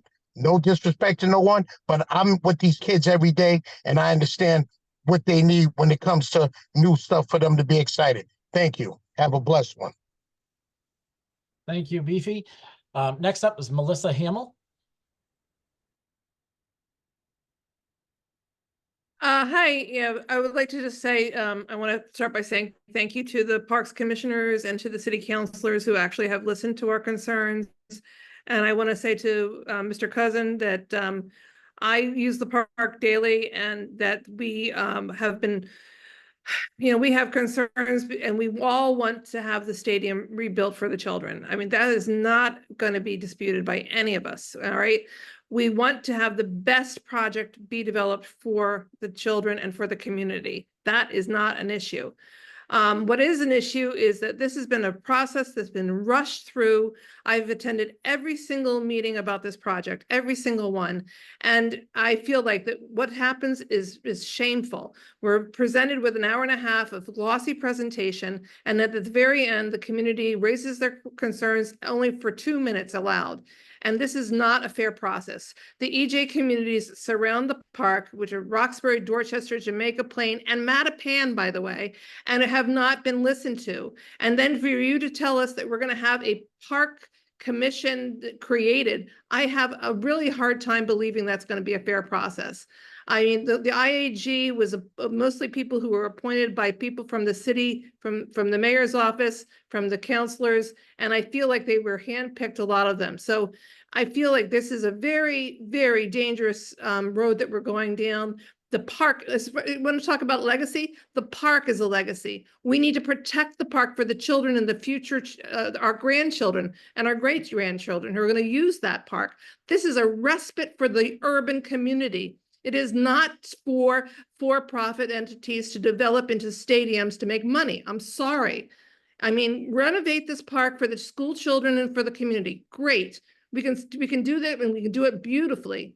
But we don't need to go hand in hand with a for-profit entity that really doesn't have our interests. Thank you. Thank you, Melissa. Next up is Susan Cebulski.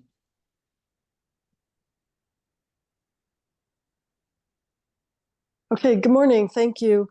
I live in Jamaica Plain on Rossmore Road, near the Williams Street entrance to the park. I strongly support this project. White Stadium is in unbelievably poor condition.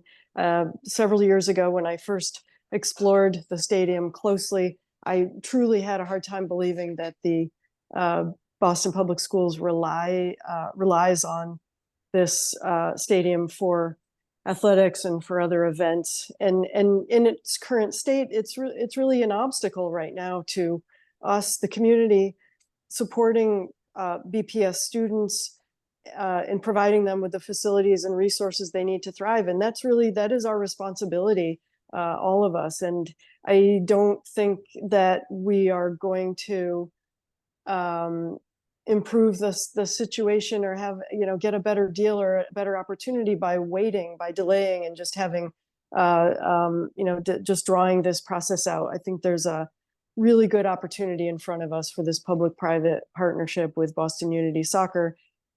I think the project team from both the city and Boston Unity has done an outstanding job with community engagement, but they've really listened and addressed community concerns. And so often the addressing these concerns is in the form of compromise, but that's life. That's we often have to compromise to try to meet everyone's needs as best as possible. I've never seen so much and so really hardworking, persistent community engagement as with this project. And I'm confident that this team will continue to do this throughout this whole effort. And I particularly this neighborhood advisory council, I think it's a unique example. Thank you. Thank you very much, Susan. Kristen Jerkowick.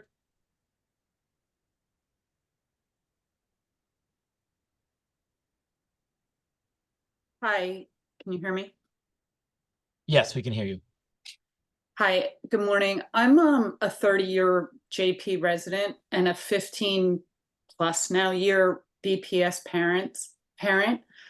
I'm in White Stadium and Franklin Park at least weekly, if not more.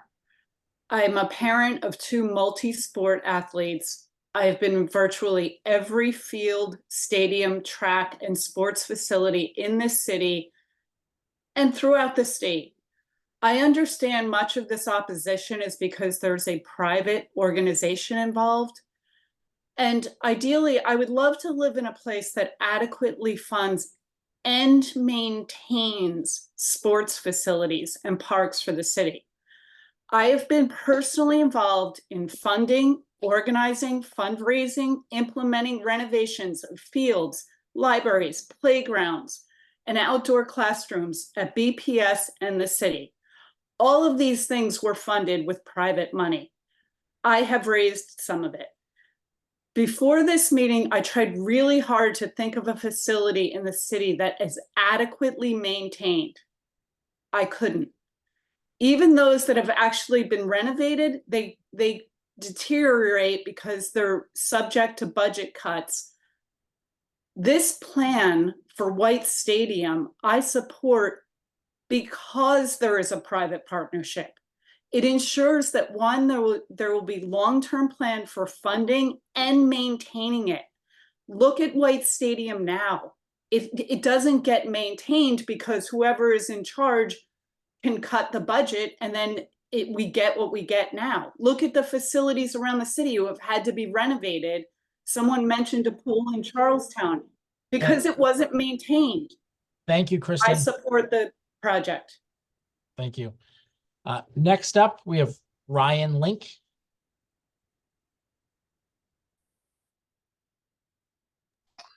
Hi, my name is Ryan Link. I'm a resident of Jamaica Plain. I live in the Stony Brook Orange Line stop neighborhood. I'm within the 1 mile walking radius of the stadium. And I would like to say that I strongly support the project as well. I'm a product of public schools. I'm a parent of public school age children.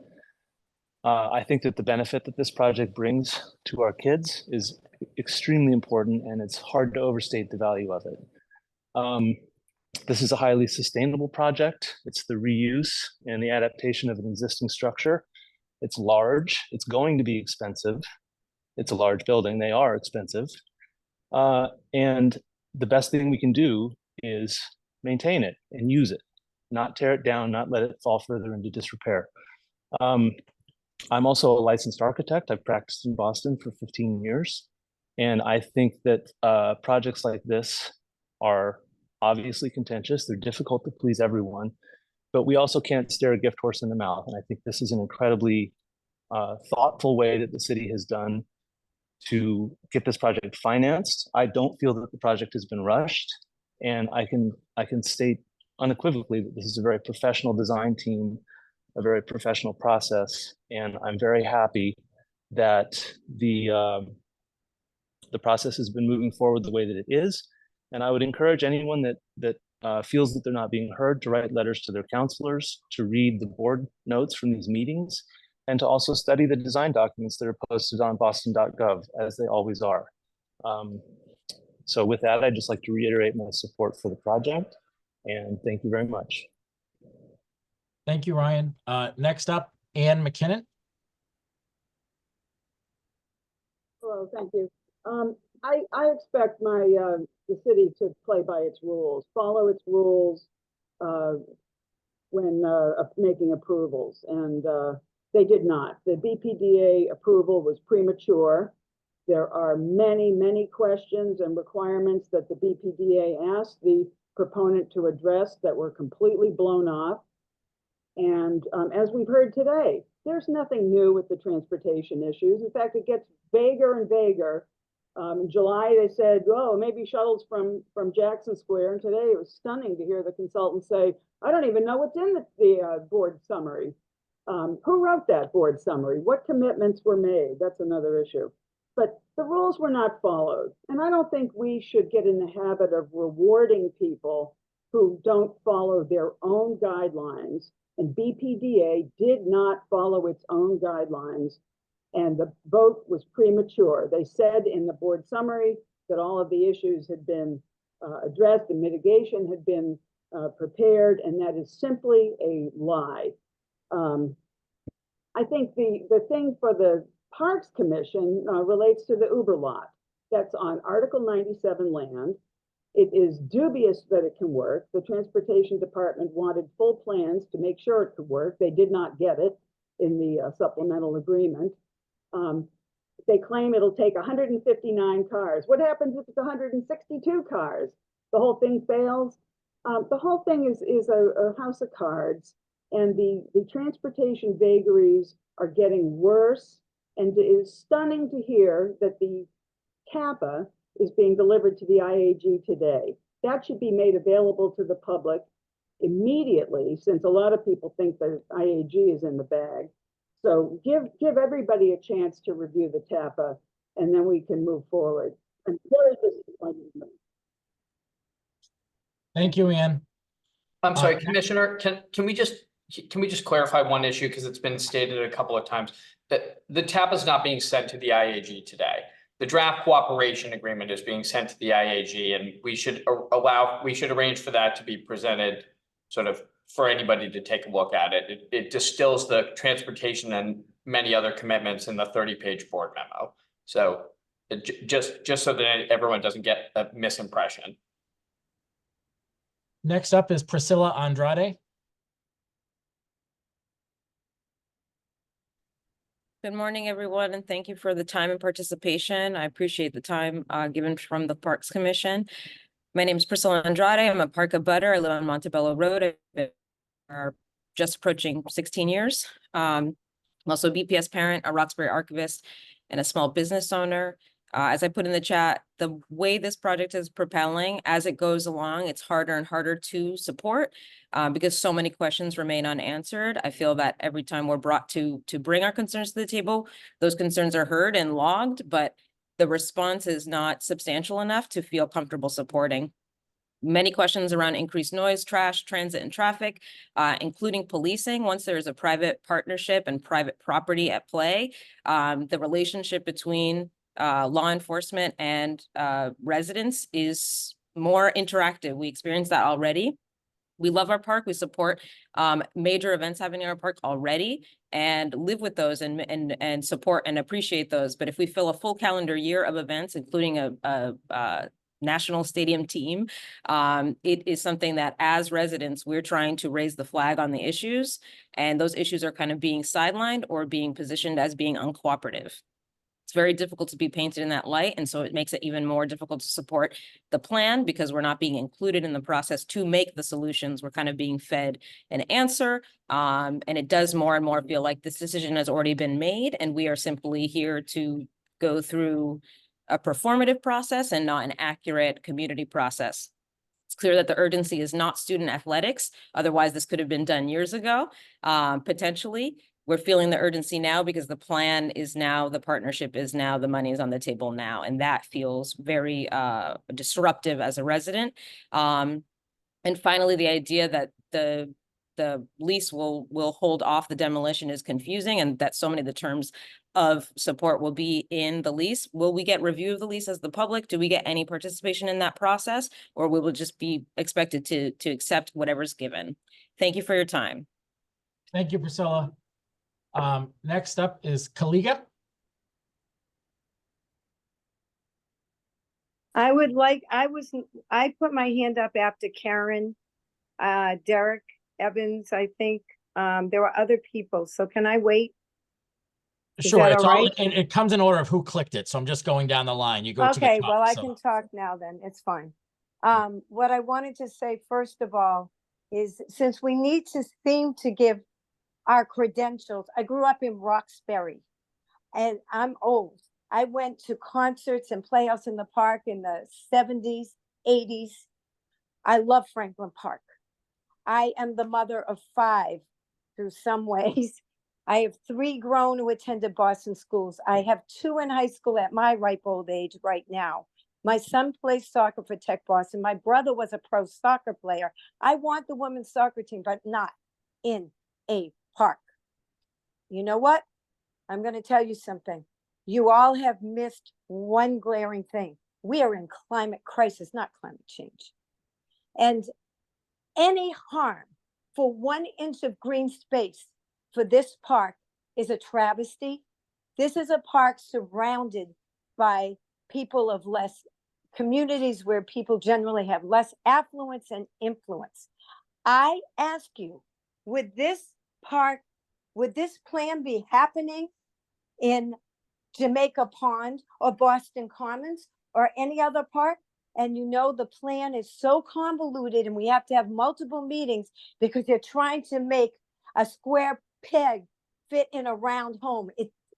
It doesn't belong in a park. It just doesn't. I care about who's coming up behind me. Do you really?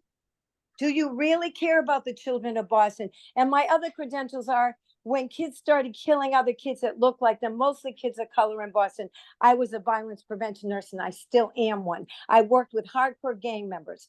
So don't question us. We're all there, the people who are protesting this.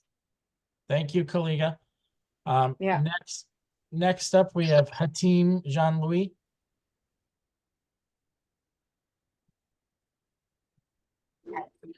Hello, good afternoon, everyone. Good morning.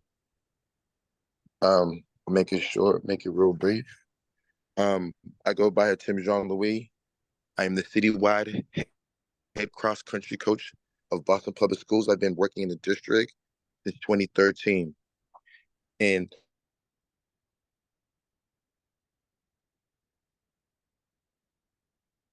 unspoken, it's all adults. I'm gonna keep asking, have you guys spoken to the kids of the neighborhood? I'm gonna ask you adults again one more time. Have you spoken to the kids of BPS? Because I know you haven't. Because as a citywide cross-country coach, I've been in White Stadium 9 months of the year, whether it's snow, whether it's summer. Matter of fact, I run a free strength and conditioning program, all ages, for the city. All the people who have been speaking, how come you've never spoken to the kids? We want to know.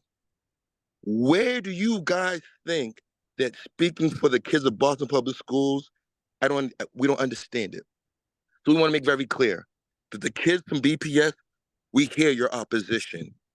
We're going to do our best that when we get older, we're going to change it, because what you have not done has not done a good job. I'm sorry to say that. And we want to appreciate the mayor's office for going above and beyond, for doing something that's been long overdue.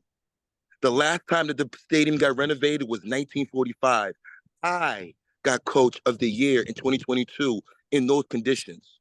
So tell me, would you work in those same conditions? Talk to the people who work in the conditions. Talk to the people who actually serve the community. All you do not serve the kids. I do. Ask us. Come to practice today. Ask for the kids. And I guarantee you'll get a different response. Guarantee you get a different response. Thank you for my time. Peace. Thank you, team. Next up, we have Sarah Freeman.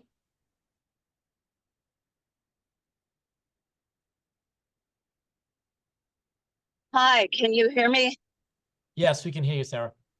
Okay, good. I'm driving, so unfortunately I can't look at my written notes, but in a nutshell,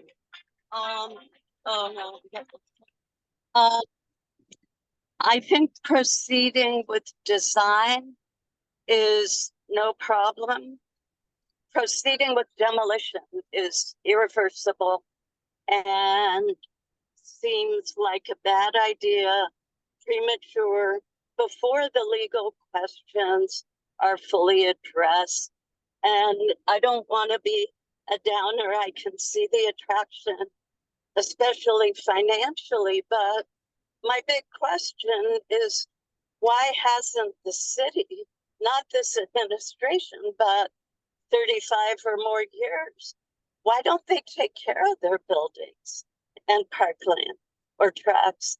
It's like we need to step up. And I don't know what the right answer is, but if additional info was provided to the Park Commission, how will it be available to the public? One other thing, much is made of the improvements around the Grove, which I appreciate, but I haven't seen a quantification of how much more buildings, square feet of building loss of pervious green space, loss of trees. They keep rescheduling the meeting, but there are still lots of questions, and whatever gets done, wherever it gets done, I want it to be done thoughtfully and well. Thank you. Thank you, Sarah. Next up is Abby Holt. Abby Holt.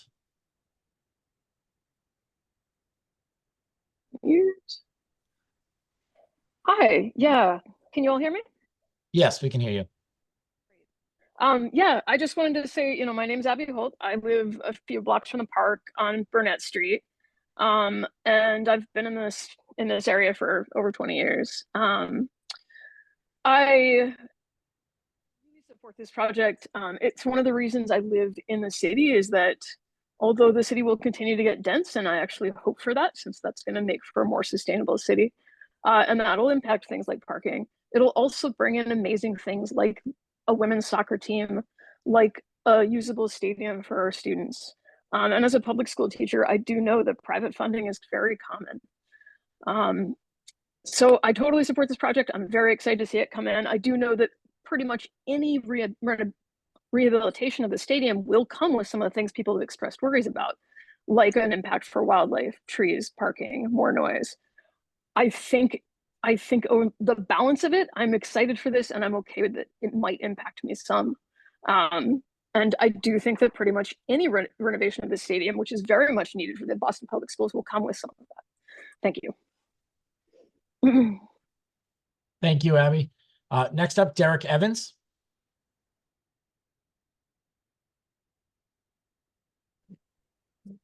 Yeah, hi. Yeah, Derek Evans. I'm a District 7 Roxbury resident and a opponent of this approval to demolish any part of Franklin Park's White Stadium at this time. The fact is, not just on transportation, the city and Unity Soccer's don't have a plan or a sufficient plan to meet even their own standards, never mind the abutting communities or really the city, the whole city of Boston taxpayers and residents for whom Franklin Park is everyone's park, and particularly those who have been stewards of the park in the city's absence or neglect for decades. To approve demolition today would be a dereliction of the Park Commission duty. It would also, frankly, be a state and national travesty as far as what it says about our city's values about open space, public trust, democratic process, racial justice, and so forth. Here in the city that pledges itself to reparations, Black men and boy achievement, reversing the sins of the past, even the city that also started the entire Western world's revolt against absolute monarchy. So when people like Julia Mejia and others ask the very good question, what does success or accountability look like? There's another flaw here.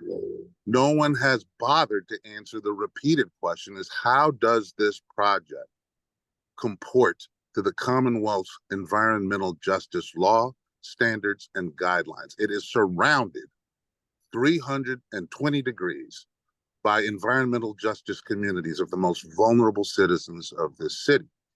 And I'm talking about process. And the reason there's such a standard is because it's the proper process is the only guarantor of improper impacts. And the EJ standards are published, they're written, they're part of the law. Thank you, Derek. Now, one meeting has addressed. Next up, we have Karen Moni Broduck. Hi, thank you, commissioners, for your time and your questions in the last meeting. I do want to also mention what Julia Mejia is asking for is what we don't have. So much is not clear and final. We have not seen the terms of the lease. There's so much that we don't know. We don't know what the limit is to the number of concerts or other events in this facility. It is all of those unknowns that has led to the fact that there is no neighborhood organization, to my understanding, that has approved this project or has signed off on this project as proposed. And in fact, I also had heard the Franklin Park Coalition had also not signed off, or their board hadn't. I don't know if that has changed in the last few days, but in the meantime, there still is so much information we don't have. Again, I submitted a letter that pointed out there are no state permits or approvals that are required. This transportation plan is not only confusing, but it is in many ways unbelievable. It makes sense now that I hear that this was based on the Brookline Country Club golf tournament, because Franklin Park, of course, is a very, very different context. We have the zoo, we have a golf course, we have all these other things that are going on in addition to a major new use. And this was actually planned and evaluated versus the Fenway property, the Fenway area, which has much better public transit. But we expect more people here to take public transit than there, which is just makes no sense. And that is the reason that MIPA is required for this project and has not yet been done. There's, again, this is a 500-acre park that serves all of these communities that Derek and others have pointed out. And we have these, and we have the MIPA requirements, the Massachusetts Environmental Protection Act, in place for a reason. We have environmental justice. Thank you, Karen. Next up, we have Don Weist.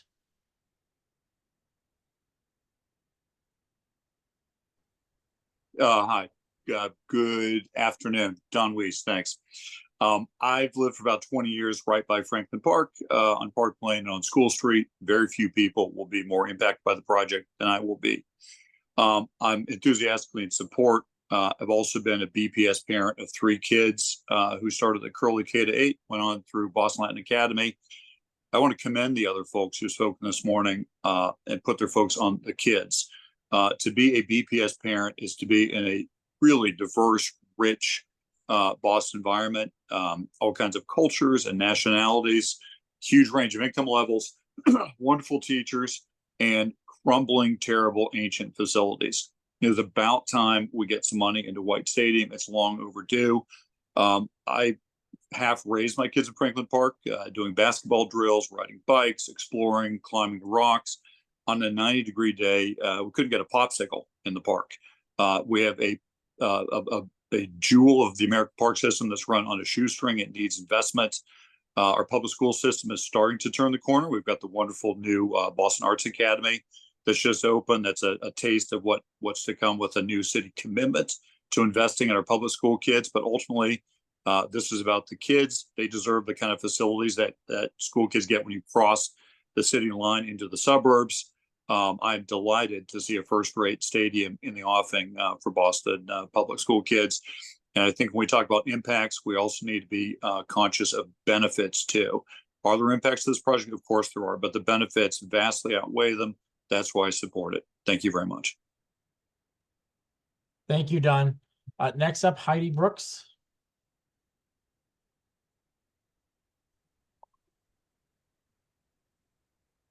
Hi, everyone. My name is Heidi Brooks. I have one of my daughters here. We are abutters. Our house actually backs up on Franklin Park. I know not everyone who's commented, and we will be directly impacted. I have 2 Boston Public School children. We lived in our home nearly 20 years. And I recognize that there are a lot, this project is balancing a lot. People are putting long-held grievances on this one project. But when it comes down to it, if you go to that stadium, children are going to be hurt. There are potholes in the track. And as parents of public school children, Boston Public School children, I hope that I feel like the process has been very responsive to all of the many comments. And I hope that those who are speaking will recognize the benefits to our Boston Public School children to this project, and not letting the stadium crumble more and more, keep us from this amazing work, this amazing project. Thank you very much, Heidi. Next up is Alan Lipkind.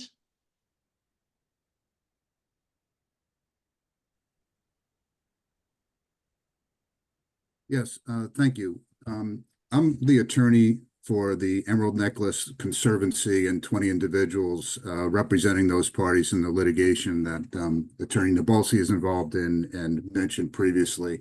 I wanted to address a question raised by one of the commissioners regarding how you can proceed on a demolition permit where there's pending litigation. The status of that litigation is, yes, the plaintiff's request for a preliminary injunction was denied, but that's not a final decision. It's a preliminary ruling, and the court has the power to make a decision adverse to this scheme of development, either on summary judgment, at trial, on appeal, or after an appeal could come back to the trial court. So the status of litigation is pending. There's no decision, and there can be an order of that court adverse to this scheme of development. The applicant says that there's not supposed to be any demolition until a lease is signed, and you're supposed to take great comfort and rely on the applicant's analysis of risk. I don't know how you can vote on an application for demolition based on assurances of a lease that you haven't seen. I would encourage you not to rely on the applicant's risk analysis based on a lease you haven't seen, and that you make no final decision until the litigation is resolved, until you've seen that lease. And other than that, I encourage you to listen to what the residents of the neighborhood have said. I just wanted to update you on the status of litigation and encourage you to get all the information you need to make a decision on this demolition request. Once it's down, it's down. And thank you for your time. Thank you, Attorney Lipkind. Next up is Joy Chesna.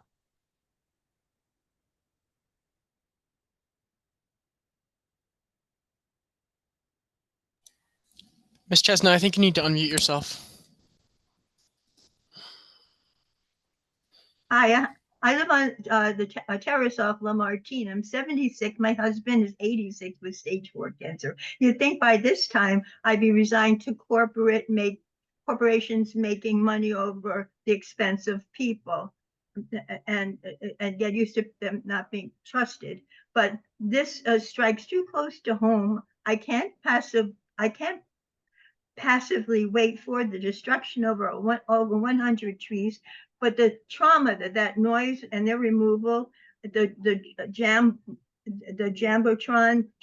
the crowds, the traffic will cause the animals in the zoo and in the wildlife, the violation of a park for haven for people, not for the making of money for the corporations. And I understand that the kids need a good place to play, but you also need a good place to live. And the Jamaica Plain already has traffic and parking problems. And how can anything you do, is that going to make it better? How can it do anything but make it worse?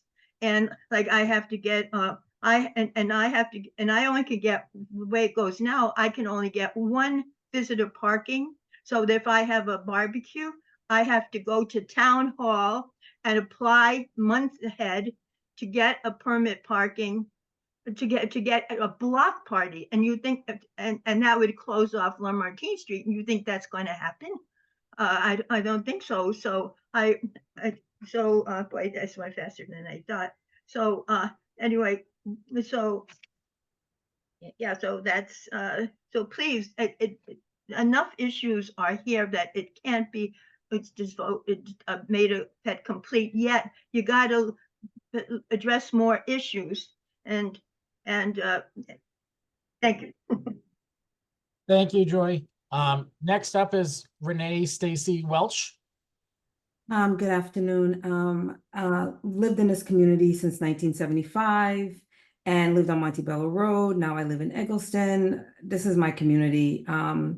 I grew up in the park, rode my bike, learned how to walk in that park. You know, interestingly enough, Commissioner Epperson said, he raised a very good question about promises made to Boston Public Schools and what is the possibility of those promises or this development turning worse in the future. Let's be honest. Historically, Boston Public Schools and Black and brown children in this community have been neglected, left behind, and we always promise and they say, oh, we're going to do this, we're going to do that. And what ends up happening is our kids get left behind. So I don't trust and believe that the people who are behind this trying to make their money, because let's be honest, you're not doing this for the fun of it, for the hell of it. You're not doing this because you really care about this community. You're doing this to make money. So let's just put that out there. I also was in the finance industry for over 20 years. Basic financial literacy. I've also done developments on my own properties here in the city. It doesn't take $50 million or more to rehab that park for us, for our kids, for our community. We do not need a beer garden. We do not need luxury boxes that I can't afford. This isn't for us. And it sure as hell not for our kids, excuse the language. We have to kind of think and really truly look at what this means for us.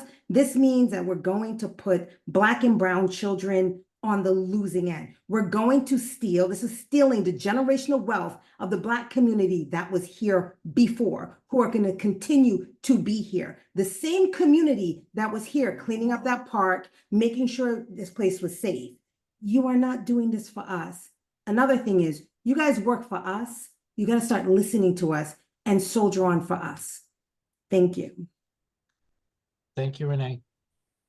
Next up is Sandy Bailey. Hi, I'm on the board of Franklin Park Coalition, and I just wanted to say that we don't expect to have the power to sign off on a project of this magnitude, so that's not even something that should be considered. I don't know why any group should expect to have a sign off. What we do expect is to have access to the proponents, to their plans, to be included in the process. And that has happened. We have been involved from the very, very beginning of this project, from the beginning of the public process of this project. And as part of that, in the very beginning, we surveyed over 700 park users and got their input on this project. And we as part of that, many of the folks who submitted to that survey submitted written comments, not just their opinion, but their written comments. And we took those comments, hundreds of them, and put them into categories and brought those comments to the proponents of this project. And we went through them in great detail, and they responded to those comments. Those comments were very helpful in improving so many aspects, and the design and the planning and even the process of adding more community meetings, of bringing community meetings to the various communities around the park. All of that was improved as a result of the city and the soccer group listening to us and to others and to the voice of those many, many park users who submitted to our survey. So that it improved the plan and the process of this proposal greatly, because the city and the proponents listened and responded. And we will be part of the IAG and the community meetings, the community advisory board, and we'll hold them accountable. We will be part of it. Thank you, Sandy, very much for your comment. Next up is Naz Rivera.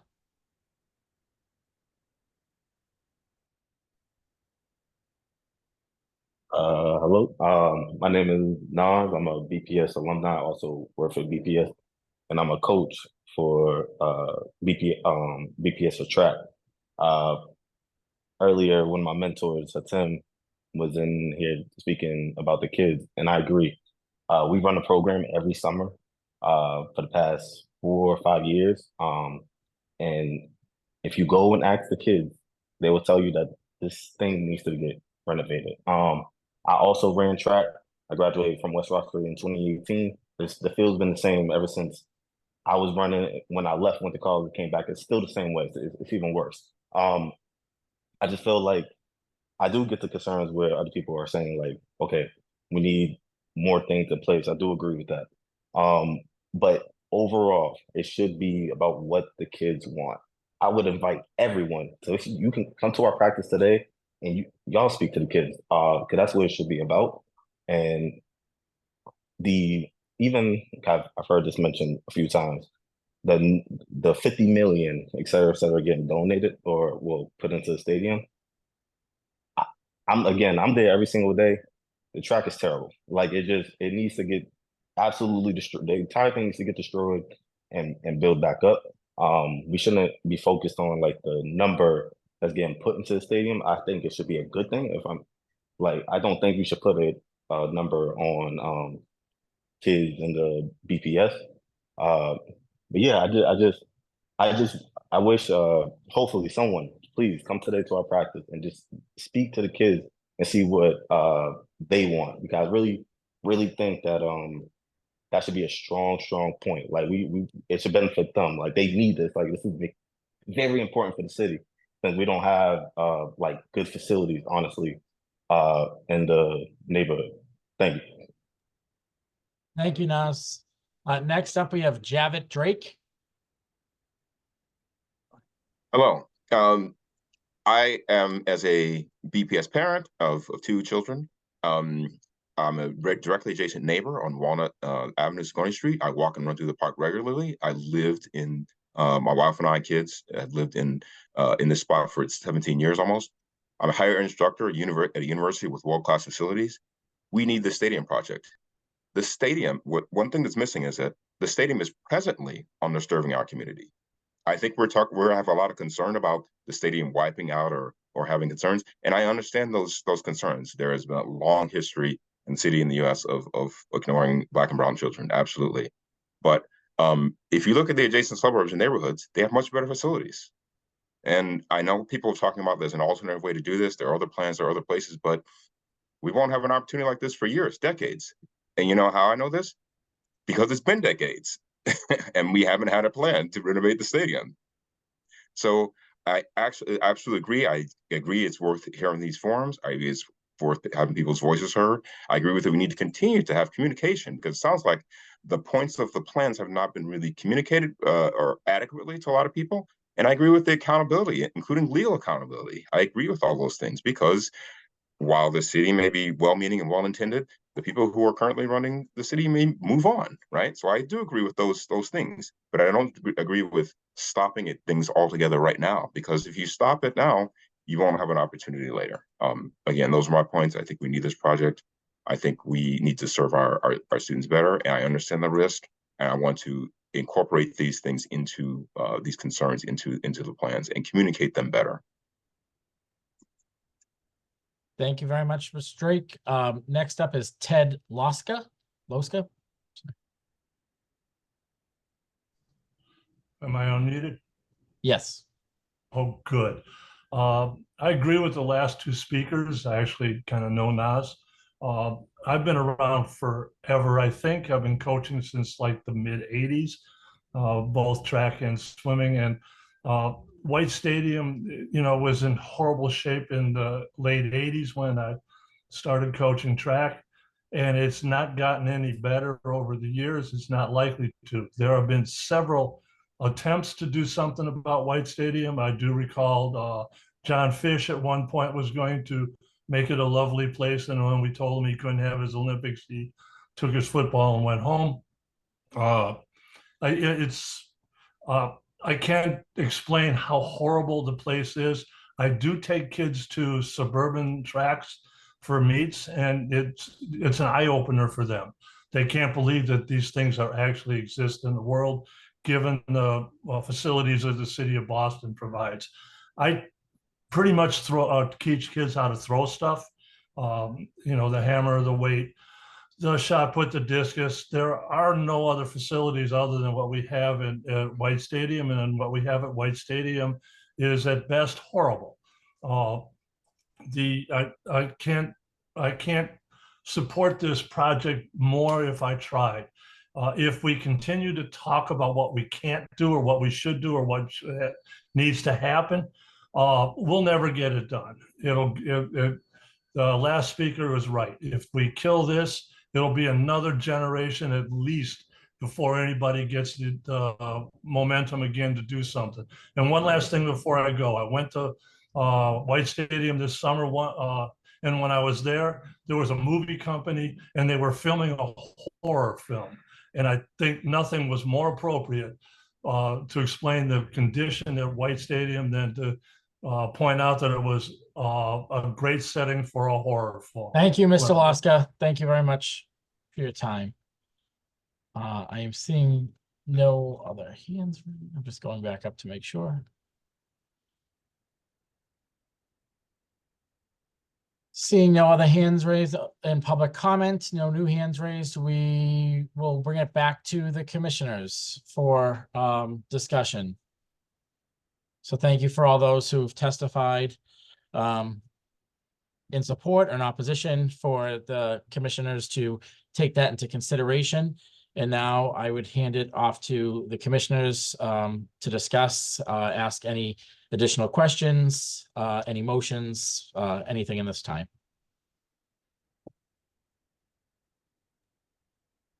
Thanks, Ryan. I guess I'll go first. Listening to folks, there seems to me a sense that this is the last opportunity folks will have to voice their opinions, voice their concerns. It feels like there's a sense to stop it here and now. I wanted to hear from folks, Diana, perhaps you. What is the community engagement process going forward? As I understand it, for us today is authorization to move forward with demolition. That'll probably come with some provisos. And I understand we, among other jurisdictions, are still going to see final plans. So maybe if we can speak a little bit more about what the upcoming community engagement opportunities will be, maybe how those will be improved, and how the final project can continue to be shaped by community participation. Absolutely. And I wonder if we can pull up that slide. We'd be happy to speak to that. So we see this is not the last time we'll be before the commission, nor will it be the last time we engage with the public on this work. As identified here in this slide, the IAG is going to be reviewing their cooperation agreement. We're also going to be before the Landmarks Commission to continue to refine the design and the preservation of some of the key elements on site, as well as coming back to the Parks Commission for a final design and construction document review, as well as having our BTD engineers available to review those transportation plans and receive community comment, as well as the White Stadium Neighborhood Advisory Council, which will be created as soon as the lease is signed. In addition to that, there's also going to be a public tree meeting, which will be in accordance with the ordinance, as well as ongoing staff review, the sort of drafting of the construction access license agreement, the execution of some of the legal commitments in the board memo, and ongoing participation for both BPS and parks programming. So we hope that this provides some clarity as to all the milestones that will follow after this vote.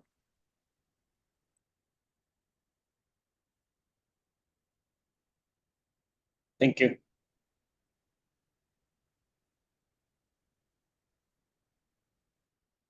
Any other questions or comments from the commissioners?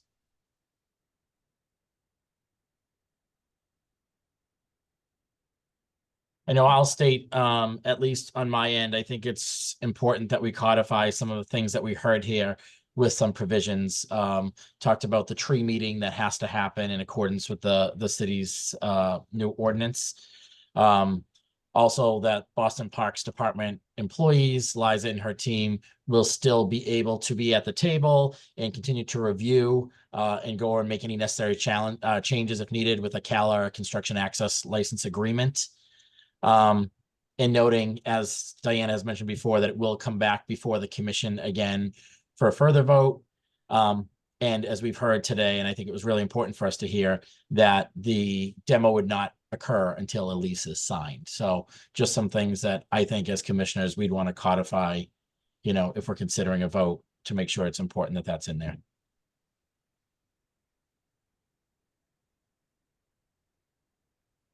Any other questions or feedback from the commissioners? I just want to say, as two parents from the city of Boston that is in all sports, I am for this, and I hear everyone's concerns and I understand, but I think also with our children have to travel to different locations to participate in track and field, that I believe that this is great for the community. Thank you.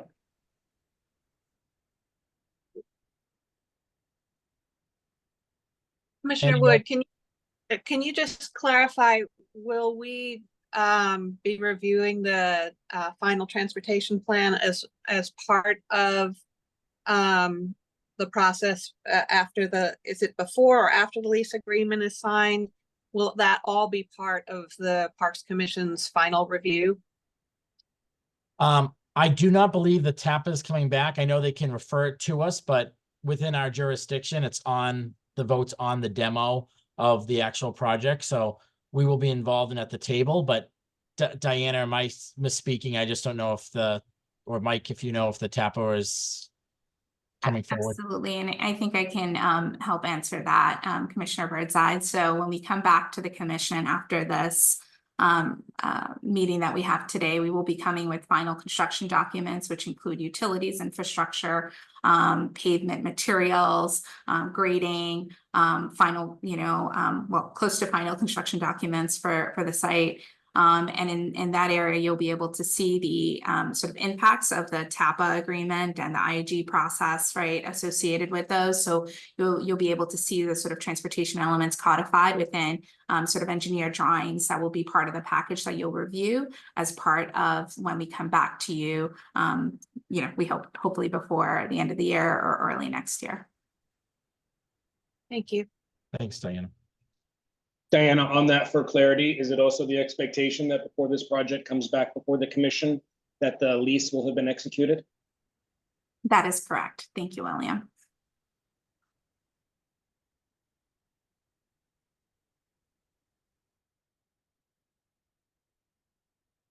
Any other questions, comments, or feedback from the commissioners?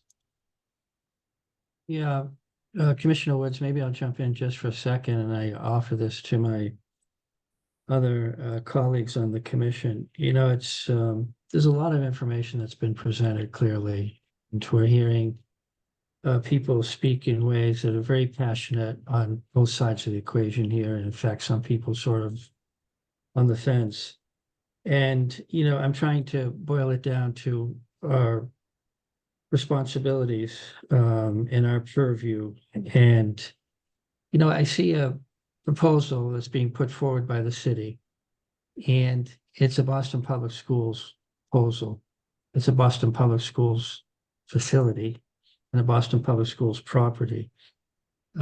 We've been told that Article 97 does not apply because it is in fact a Boston Public Schools property.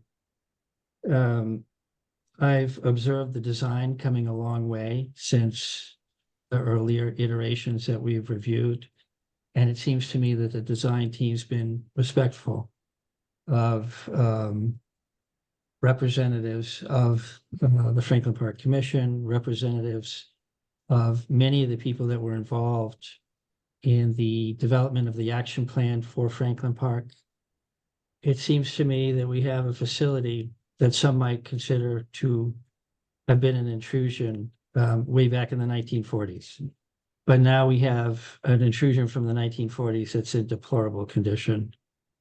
And it seems to me that having a facility that accommodates the needs of the Boston Public School system and the community at large is really a critical aspect of this proposal. And it seems like that's being accomplished under the proposal. We have Boston Public Schools representatives speaking very strongly in favor of this, and that it can be truly a game changer for their student athletes. It seems to me that there's an opportunity to bring a higher level of maintenance to the footprint of this facility and in fact to surrounding areas of Franklin Park. It seems to me there's an opportunity to do meaningful improvements, not just to the footprint of White Stadium as it stands now, but to the surrounding landscape, including the Olmsted landscape. So, and in a sense, approving the conceptual design, while not directly endorsing demolition, was recognizing and acknowledging that 90 or 95% of the existing facility, in fact, would come down as proposed by that conceptual design. So I guess I just wanted to sort of summarize that, maybe for myself, but for my fellow commissioners. And invite them to respond to that if they'd like or not. But that's sort of what I've been hearing and seeing as this whole design process has played out before us. Thank you. Thank you, Gene. Any other comments or feedback from the commissioners?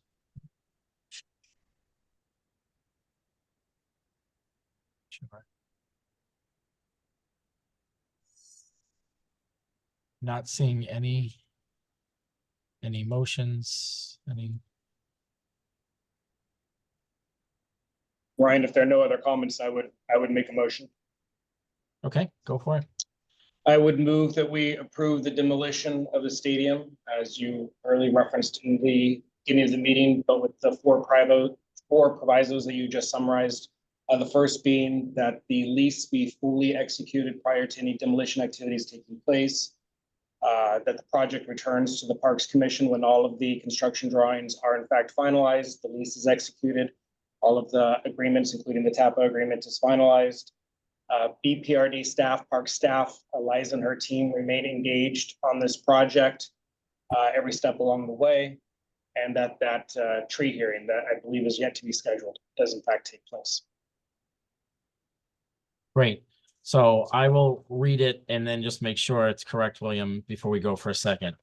So the draft vote as proposed was a vote to approve the demolition management plans for White Stadium as proposed by Boston Public Schools and Boston Unity Soccer Partners, which is sited at 450 Walnut Avenue on assessing parcel number 1203486-001, which is separate from and surrounded by Franklin Park, which is located in the neighborhoods of Roxbury, Dorchester, Mattapan, and Jamaica Plain, with some provisions. A provision that a public meeting in alignment with the city ordinance establishing protections for the City of Boston tree canopy be held before any permit approvals are granted and before the demolition activities begin on site. That Boston Parks and Recreation staff will continue to review and update the demo and construction management plans, incorporating any changes into the construction access license agreement, the CALA, before any construction activity begins. The project will return to the Parks Commission for final approval once the design has advanced to a level that Boston Parks and Recreation Department staff feel is ready for final review. This would ensure that all aspects of the design are thoroughly evaluated and meet the high standards, along with review of the TAPA, and that the lease agreement will be signed before demolition begins, ensuring all legal and logistical details are addressed. Did that cover? That's the motion. Thank you. Do I have a second from the commissioners? Second. Seconded by Commissioner Pierre. With that, we'll just take a roll call vote on the motion in front of us. Commissioner Epperson? Aye. Aye. Commissioner Pierre? Yes, aye. Commissioner Washington? Aye. Commissioner Birdseye?